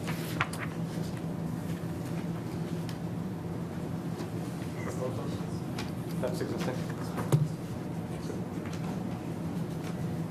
So the wetlands on the site were delineated in July. There's a ditch along the perimeter road that is considered a wetland resource, even though it's very narrow. It's forested right up to almost to the edge of the perimeter road, but there is a ditch that functions as a wetland. And the interior of the site, and actually, those wetlands don't show on this plan. Further off site. So there within the project area are a series of basins that are interconnected, that essentially wet meadow, that also function as wetland resources. And the project site is in part within the 100-foot buffer zone to those resources in particular. So there is the digester, the access road, and some piping that is proposed within the 100-foot buffer zone, specifically the piping within the existing roadways, within a portion of that is within the 25-foot no disturb zone. So mostly man-made wetland features, but still with the normal resource protection zones associated with them. So I'll turn it over to Ben for some details on the project design. Thank you. Good evening. Again, it's Ben Mosier from CDM Smith. As Richard indicated, we are working with the district and with Mary on this project. I guess just, I think, reiterating the project area is in the northeast corner of the GLSD facility. They currently have 3 digesters, which take the solids from the treatment train and what they call stabilize them, or they reduce the volume, but also produce biogas, which you can use for beneficial use. Right now, they use it for heating parts of the facility and also for putting back into the process to heat the process, because that does require energy. When you add the organics that Richard mentioned, you get a lot more gas off of organics than you do the typical biosolids. So we're expanding the facility to take in some organics. The additional gas would then be conveyed down through gas treatment systems, which takes some constituents or contaminants out of the gas, and then it gets sent over to combined heat and power engines, which do what they're called. They produce heat and power. So the power would be used, as Richard mentioned, to offset the power use of the facility. The heat from this would again go back into the process and be used in other parts of the facility. Some major components of the project, the biggest thing is this fourth digester, which is located in the area that was reserved for it during the original construction of the facility. So as you can tell, it's in close proximity to the rest of the facility, or the rest of the digestion complex, and that's important because there's equipment in this building that services this tank and the other tank. So there's pumps and pipes and heat exchangers and all kinds of stuff. So that's pretty much no other alternative as far as locating that tank. The biogas also needs to be, it gets conveyed at low pressures off of these tanks, so it needs to be in close proximity. So that's the only viable alternative other than going off into the woods is down here, which happens to be outside of all the buffer zones. So these are those treatment skids. And then I mentioned CHP engines. Those are in a new building, which is, again, that's all outside of the buffer zone. So work within the buffer zone includes the tank, and then there is some piping which is conveying the gas, which would be going down this existing roadway, which again would be a temporary disturbance for installing the pipe, and then they'd resurface the roadway.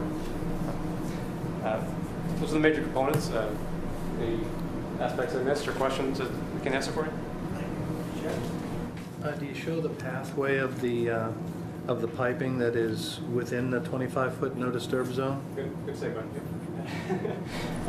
Not highlighted, but you can see just on the opposite side of this tank here, we did hug it to as close as we possibly could to the tank. But there's two lines. There's a 20-inch and a 12-inch line that go east-west, directly adjacent to the tank. And work would be within the pavement, existing pavement? It would be, yes. Yeah, it would. Okay. And that's existing pavement right now, or even without the fourth digester? Yep. There's an existing roadway that goes around the backside. Okay. These digesters, do they hold like large quantities of liquid and gas?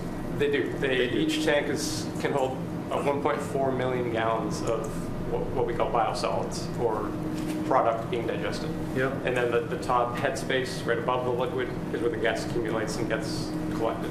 Okay. Do these tanks, do they need to be contained for like large leaks or discharges of fluid to surrounding areas? Typically, no. These tanks are 38 or so feet tall, and the walls are 20 inches thick. So they're not prone to leakage, typically. But with some of these systems, there are some upsets which can occur.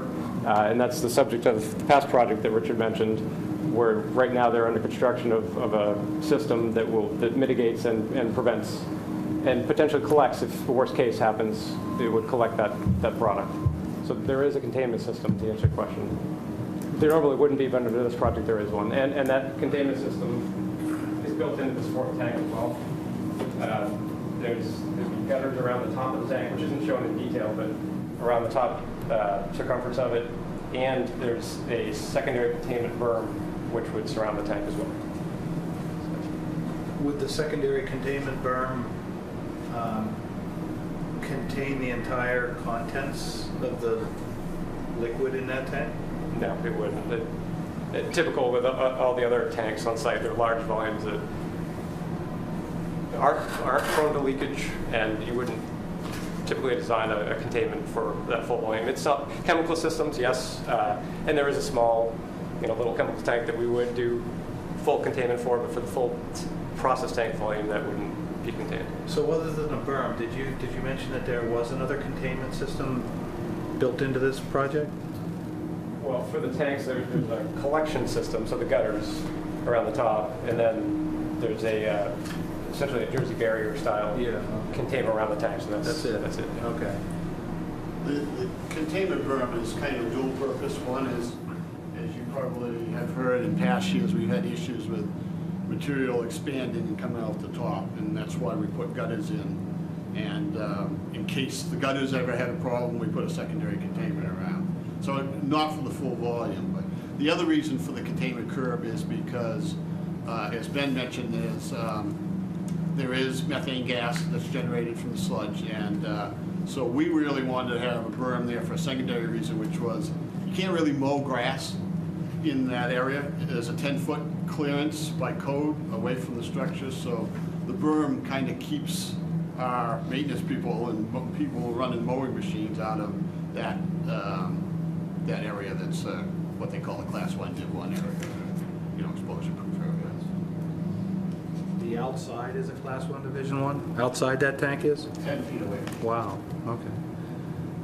That means methane's routinely leaking out of the tank? No, you're just classified that way. It's classified that way. Okay. The tank itself, what's it made of? Cast in place concrete. Cast in place concrete. 20 inches thick. 20 inches. So you mentioned that the gas, the space, gas space above the liquid level in the tank is that where the methane collects? It collects and technically can be stored, so that the steel covers on top of the tanks that float up and down based on the production of gas. Under the future project, these engines can ramp up and down to equalize themselves to the gas production. So in theory, in the future, the gas covers would stay put, but they have the ability to store gas if they need to. Is there a danger of explosion from that combustible material, combustible gas in that headspace? Yes, and that's why, as Richard mentioned, it's electrically classified. So everything in the space and adjacent to the space is designed to be explosion-proof and non-sparking and all this kind of stuff. There's very strict codes that dictate the design of that.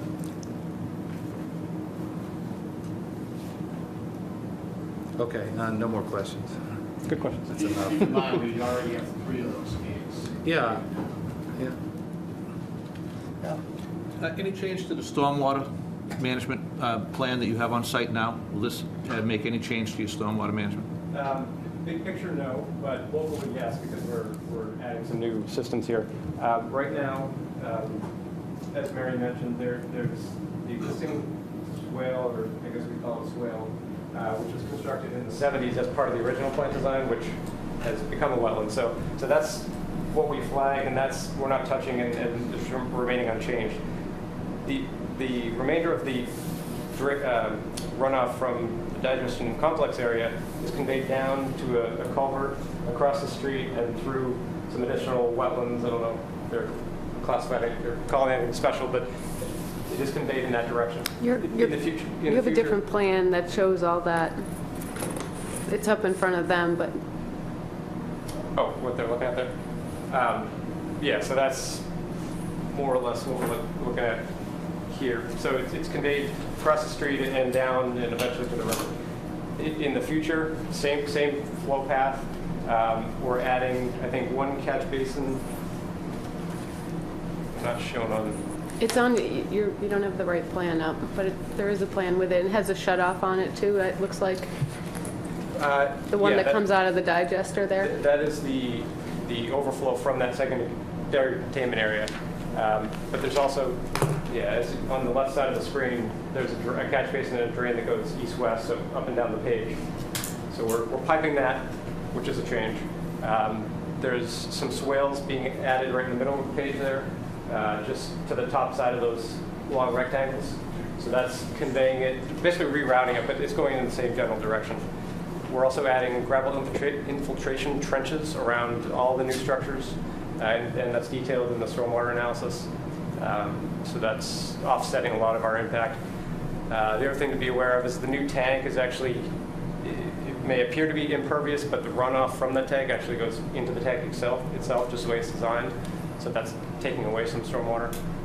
So long answer, that's the long answer. Short answer is we're not changing the overall. I guess my question was directly towards your capacity and your volume and your capacity. Net increase, net decrease, 0, 0. Essentially 0, 0. 0, 0. Through the tank cover I mentioned and the gravel infiltration trenches. So simply put, 0 pre, 0 post? Yes, 0 net impact. Okay. Yep. Thank you. Thanks. You're welcome. How long does this project take? To construct, roughly 24 months is what we estimate. Okay, and what is the first phase going to start? Contract signing would be around end of April of 2016. Okay. So shortly thereafter. And you did request a waiver? Okay. 25? Yes. Yeah. Sorry. Yep. Thank you. Sean? No questions, but I guess just a curiosity question. Is the project phased? No. Well, we're doing the current maintenance part of it now, so in that respect, it is phased where we're maintaining and upgrading the current tanks, but then the new project, which we'll bid and we're talking about tonight, is a single contract. So it'll all just happen at once? Yeah, well, over 2 years, but yeah. I wish it would happen at once. No other questions? No questions. Okay, need to continue. So moved. Second. All those in favor say aye. Aye. Opposed? That's unanimous. See you next time.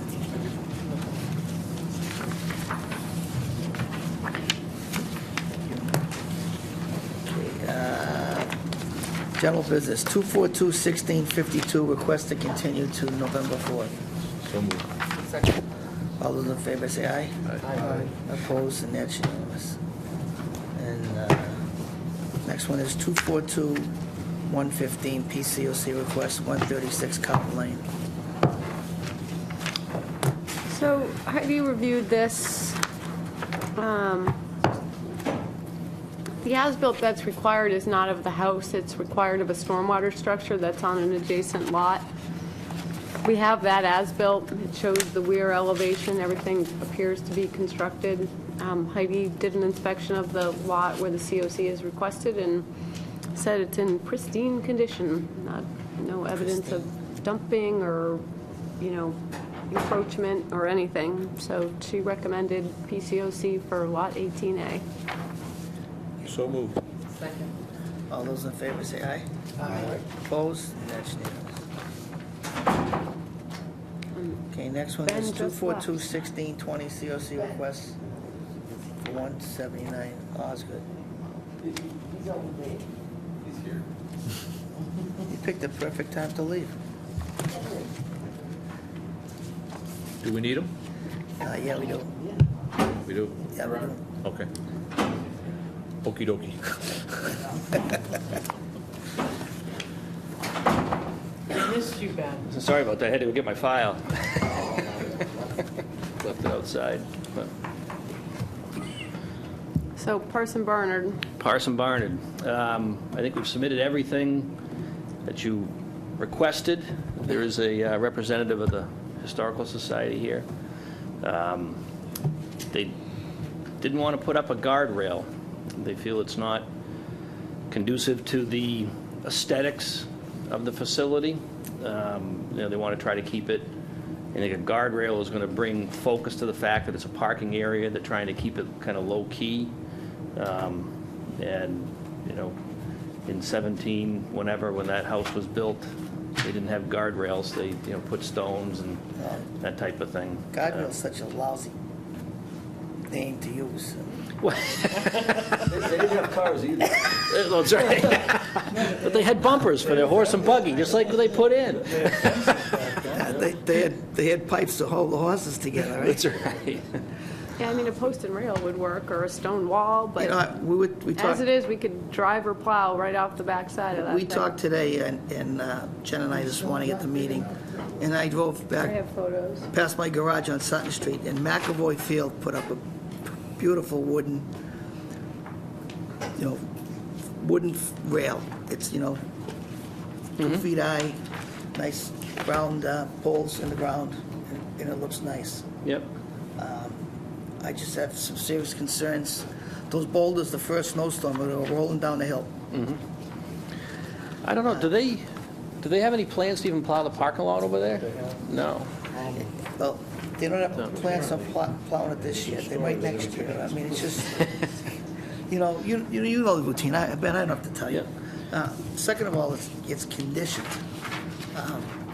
And I know we condition a lot of fences and walls that people aren't too crazy about building, but that's the way it has to be. I mean, that's the way we do. That's the way we do things around here. We try and treat everybody as equally as we can. But if the commission wants to discuss not putting the fence up, I'm fine with it. Jack? Well, I kind of agree. Those rocks don't look like they're very substantial, and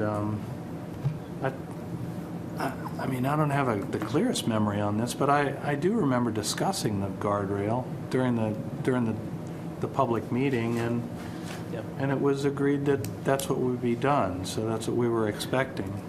Right, well, I think the problem is, certain volunteers were involved in the permitting, and then when the full board finally, the Historical Society finally saw what was done, they said, well, wait a minute, we don't want to put a guardrail up, and so it's kind of, we're backtracking a little bit in that respect. I guess, I hear your concerns. There's a representative here that hears your concerns. I don't know if you want to... Well, the concern really comes from the Historic District Commission, who wanted to minimize the look of that area as a parking lot. They didn't want it to be a parking lot. And I think the feeling with the part of the Historic District Commission was to put a railing. It starts to look like a parking lot. They didn't want that to happen. I can't tell you. Is it a parking lot? What is it?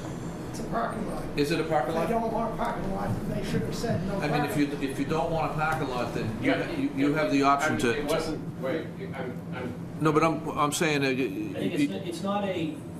It's a Parking lot. It's a parking place for people who may want to visit the house rather than park on the street. They don't want it to be a public parking lot where somebody comes and parks and takes a walk. Ben, there is no parking on the street. Let's agree that there's no place to park on the street. Well, they've always parked on the lawn until they put the sidewalk in, but... The parking is for the use, the private use of the dwelling, correct? Correct. So what's our concern here? I don't even know, does the resident of the dwelling park there? No, they have a driveway. They do park there, okay. I mean, it's not that big of a place. We all go by it every day. Yep. You can see where they park and where they don't. So is there a modification request before us? There is not, but what I would like to, I guess that's where I was going to go, if we could possibly come up with some other, I was thinking about it today, and I've seen a lot of parking lots that they put, like a granite, just an old granite, something substantial. I mean, the old granite slabs that you can find around. Maybe they can find some granite slabs to put along the edge that, would stick up a foot. Reynolds Field. Why don't you get some bigger stones? Yeah, there's something bigger that, Put a hen-tooth wall. A hen-tooth wall. Ben, why don't you guys should be coming to us with Right. alternatives that you want us to consider. And that's what I wanted to I stayed here tonight to just say, look, we don't have the solution yet, but, we will work on it, so we'd like to continue it. I just wanted to give you an idea of what, they've conveyed to me. Just let your contractor know, because he's going to... I know, the problem is the contractor posted the bond, and he's, Hey, you know what? That's It's why... no cost of doing business. Yeah, that's why we post bonds. That guarantees we get the work done. That's... Yeah, there were some other things that he cleaned up because they weren't done quite right, so... See, it brings them back. It does. What's that saying here? money equals compliance. They did that. There it is, man. That's your mantra. Like I said, the guardrail. Prove me wrong. To call it a guardrail is... On that one. I mean, if the We need something short of a guardrail, but will act to keep the plow from I'm plowing telling you, over a car. that fence at McAvoy Field will look awesome, because it's a country, it's like a country fence. Yeah, I haven't seen it, I'll take a look at And, it. Or fence the whole place off so no vehicles can get in there. Right. Just fence it off. Put and chain link. No vehicles can get in there, and you will have solved that problem. Right. And we don't care. Horse and buggy only. Horse and buggy only. Horse and buggy only, there you go. Or hit the road. I mean, either way, I don't think it's a very big expense, because is it 100 feet? I don't think it is it? Yeah, it's a little less than 100, I think. Yeah, I mean, it's not, we're not gonna, it's not like we're making it burdensome. Probably 80. There is a request for a waiver to waive the fee for the COC, the $200, since this was a CPA project.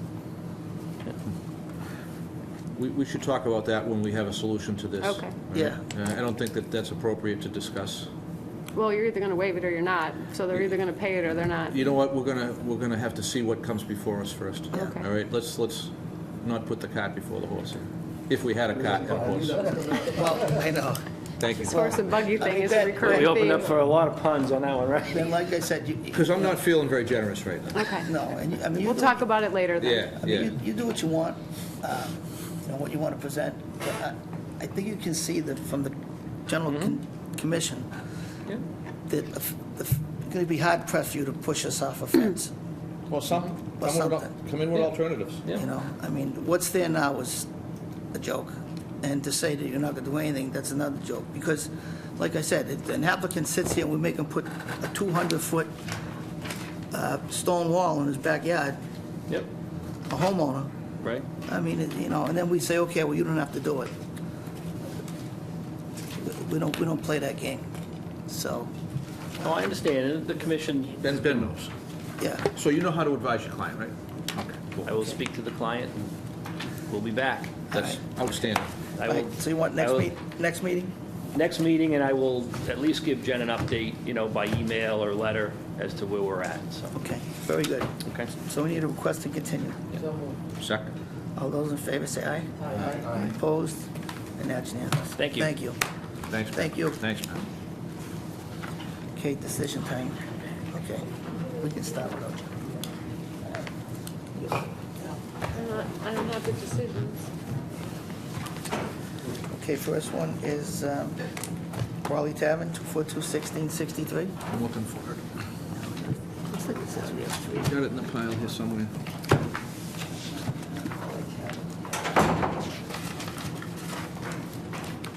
So condition 35 is to get the brush pile out of the no disturb zone.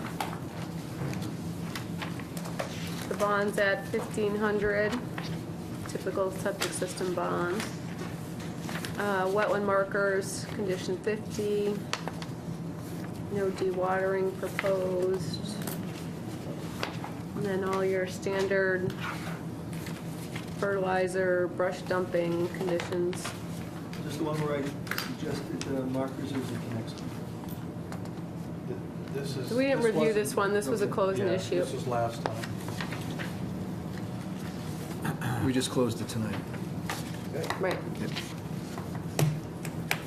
Any questions? No. No? None. No? Doug? No questions. Motion? Move that we issue the order of conditions for 242-1663, 70 Raleigh Tavern Lane, As drafted? as drafted. Second. All those in favor say aye. Aye. Opposed, and that's unanimous. Next one is 242-1664 Riverview Street. So this is for the electrical project over at the substation. We're waiting for that letter, so it's highlighted on page 2. I just have to get the date of the letter. Sounds like it'll be the 28th approximately.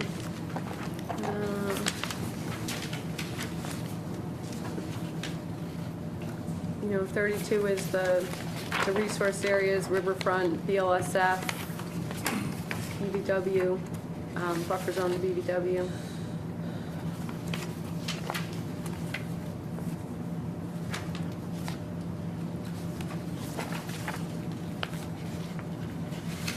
I think they had a waiver request in here for repaving the parking lot, but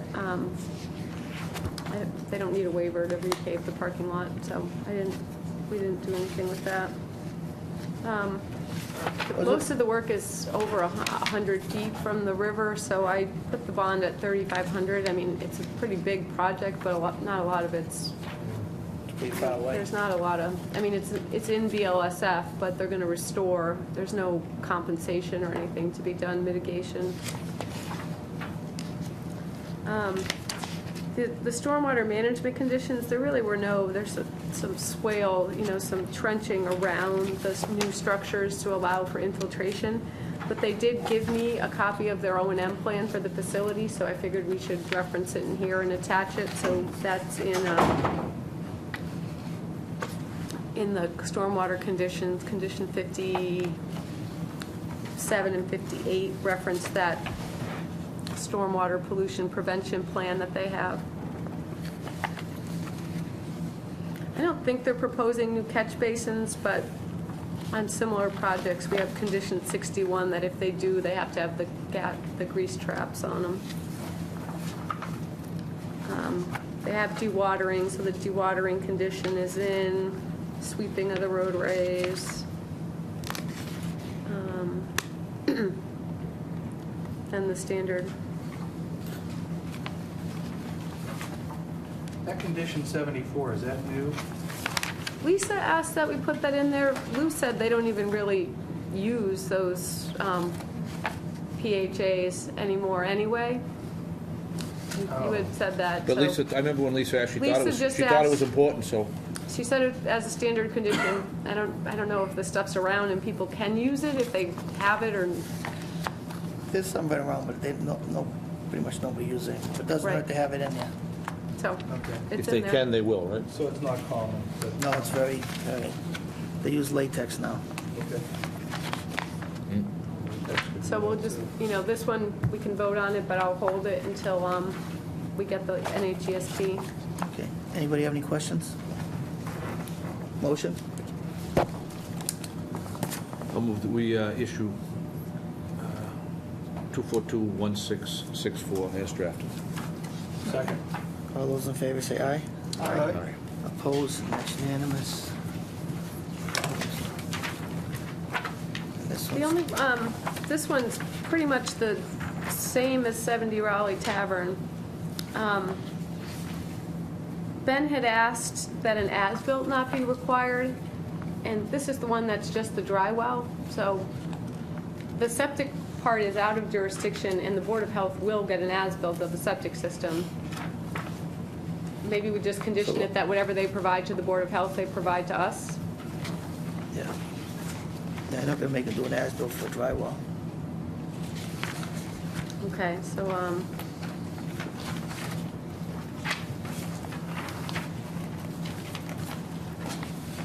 and so then, this is the one where the shed needs to be moved. That's condition.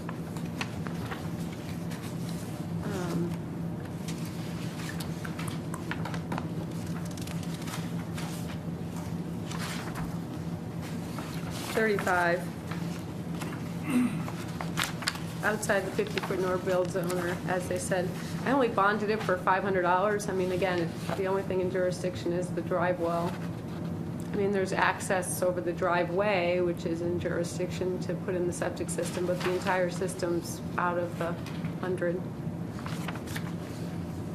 Jim, just a thought, should that condition to move the shed and, things like that, should that be listed in the prior to construction section? No, because it's really prior to COC, they have to get it out of there. I mean, they want to get this system done before November 15th. If he doesn't leave by then, what's he going to do with the shed, I mean, it All right. kind of puts them in a tough spot. Yeah, not a big. But he needs a COC, this is selling, so I don't view it as, And I think this is the one where I suggested the markers. yep, and there's, markers are in there. Condition 50. It says 25-foot no disturber, the edge of the existing tree line. Great. Perfect, thank you. This house has an order of conditions and a certificate of compliance. Actually, that's something, I should reference that old order and the COC, just so it's clear that I will do that. Plus Ben said he's taking that shed with him. So The shed's leaving. the shed's leaving. Not even gonna be on the property. I heard that, too. Any more questions? Motion?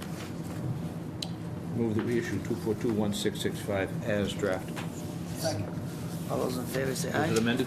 Yeah, I'm going to add a condition. So, as amended. As amended. All those in favor say aye. Aye. Opposed? And that's unanimous. And all we have is a discussion. Back of I mean, we no don't deal. have to have that discussion, but if Al wants to have that Well, discussion. I'll make it real quick. I thought it was prudent to just request a discussion and put it on, since a letter was received from a concerned person, that they just wanted us to look at it. Her concern was that the population had been severely diminished, and that we take a relook at the management plan. So I spoke to Jen a couple times, and according to Fisheries and Wildlife, they've actually increased the number of antlerless deer permits in our district, not decreased, because in their opinion, the herd has not been decreased at all, but rather it has continued to increase beyond what they consider to be a sustainable herd. They consider the density per square mile to be 15 times greater than what it should be, and as a result, they've increased the number of permits that are issued for this district in an effort to bring the population down. So despite the observations by the writer of the letter, the observations don't match the statistics and the study that has been done by Fisheries and Wildlife. So, I mean, based on, I consider them to be the experts. I don't know who else we can rely upon for data. We can rely on our hunters, and Donna did pull the hunting permits, and you know, hunters reported various sightings of deer. They ranged from 3, well, some people saw none. Yeah. I guess you can have a bad day. They only get to hunt for 2 days. Right. We issue our permits on a weekly basis. I'm sorry, weekly basis. We give But- the hunters weekly permits, and then Right. if there are open permits here, we allow them to come obtain again. additional Right. permits. So some hunters saw 8, some saw 6, some saw 3. But we only have some- two hunters per week, right. correct? And it's archery only, 2 Yep. hunters per week. And so they're providing observation data in addition to what Fisheries and Wildlife is Right. doing. Okay, And they were seeing deer. okay. And do we have, in the past, I know that we talked about getting wildlife information, Oh. observation data. So we did. So we had the guy who did our forest management plan came, and he also observed that the understory on Osgood Hill and Half Mile Hill is severely impacted. There isn't much of one, and that's related largely to deer browse. And that was the number one concern we had when we came up with the management plan originally, was the destruction to the understory and the inability of new growth to regenerate. Trees weren't regenerating. So we're still in that situation, based on the forester's opinion? Well, he hasn't reevaluated, but that was his, you know, he was here last year. Okay, and my biggest thing is hunter observation data and harvest information. We're getting that from our hunters? Are they We are, cooperating? Mm-hmm. Yeah, if they don't cooperate, they don't get a Well, permit. I know that, but I just want to, you know, Well, we don't let them, they don't get another permit unless they submit their provide the data. survey. Okay, excellent. All right, and the data, so you're satisfied with the data? I mean, we're getting it, and it's saying there's deer out there. I Okay. see the deer out there, the forest management plan. I mean, you know, if there's nothing to hunt, then they're not going to be getting deer, and Okay. that's not going to be. No, I just think it was important to just... yes, no, to discuss it, address, because the yep. concern was raised in writing, so I think, you know, we should address it, so. All right. And I didn't do the Katuitt letter, but I'm going to have to do something, and I'll run it by you before I do it. Okay. So do we need I'd like to make sure if you can send it to I could Sean, send it to Sean, too. So Louis, do we need to do anything on this, or just continue, just take no action? Take no action. Okay. Good enough. I think we have enough of I just data. wanted it on the record, okay? You know, Right, it's- and we have enough of data to substantiate what you just discussed, so. All right. Very good. Response, would just a... I don't have anyone to respond to. She didn't provide any response information. So. She either comes in and says, let us. Oh, it's a letter. It's someone who's done it yearly. It's the writer is familiar to us. Well, and we have the recording to substantiate that we did discuss it. Yeah, no, I just, It says it every week. okay, I just, Or comes to the office. They complain. All right, motion to adjourn. segundo. All those in favor say aye. Aye. Opposed?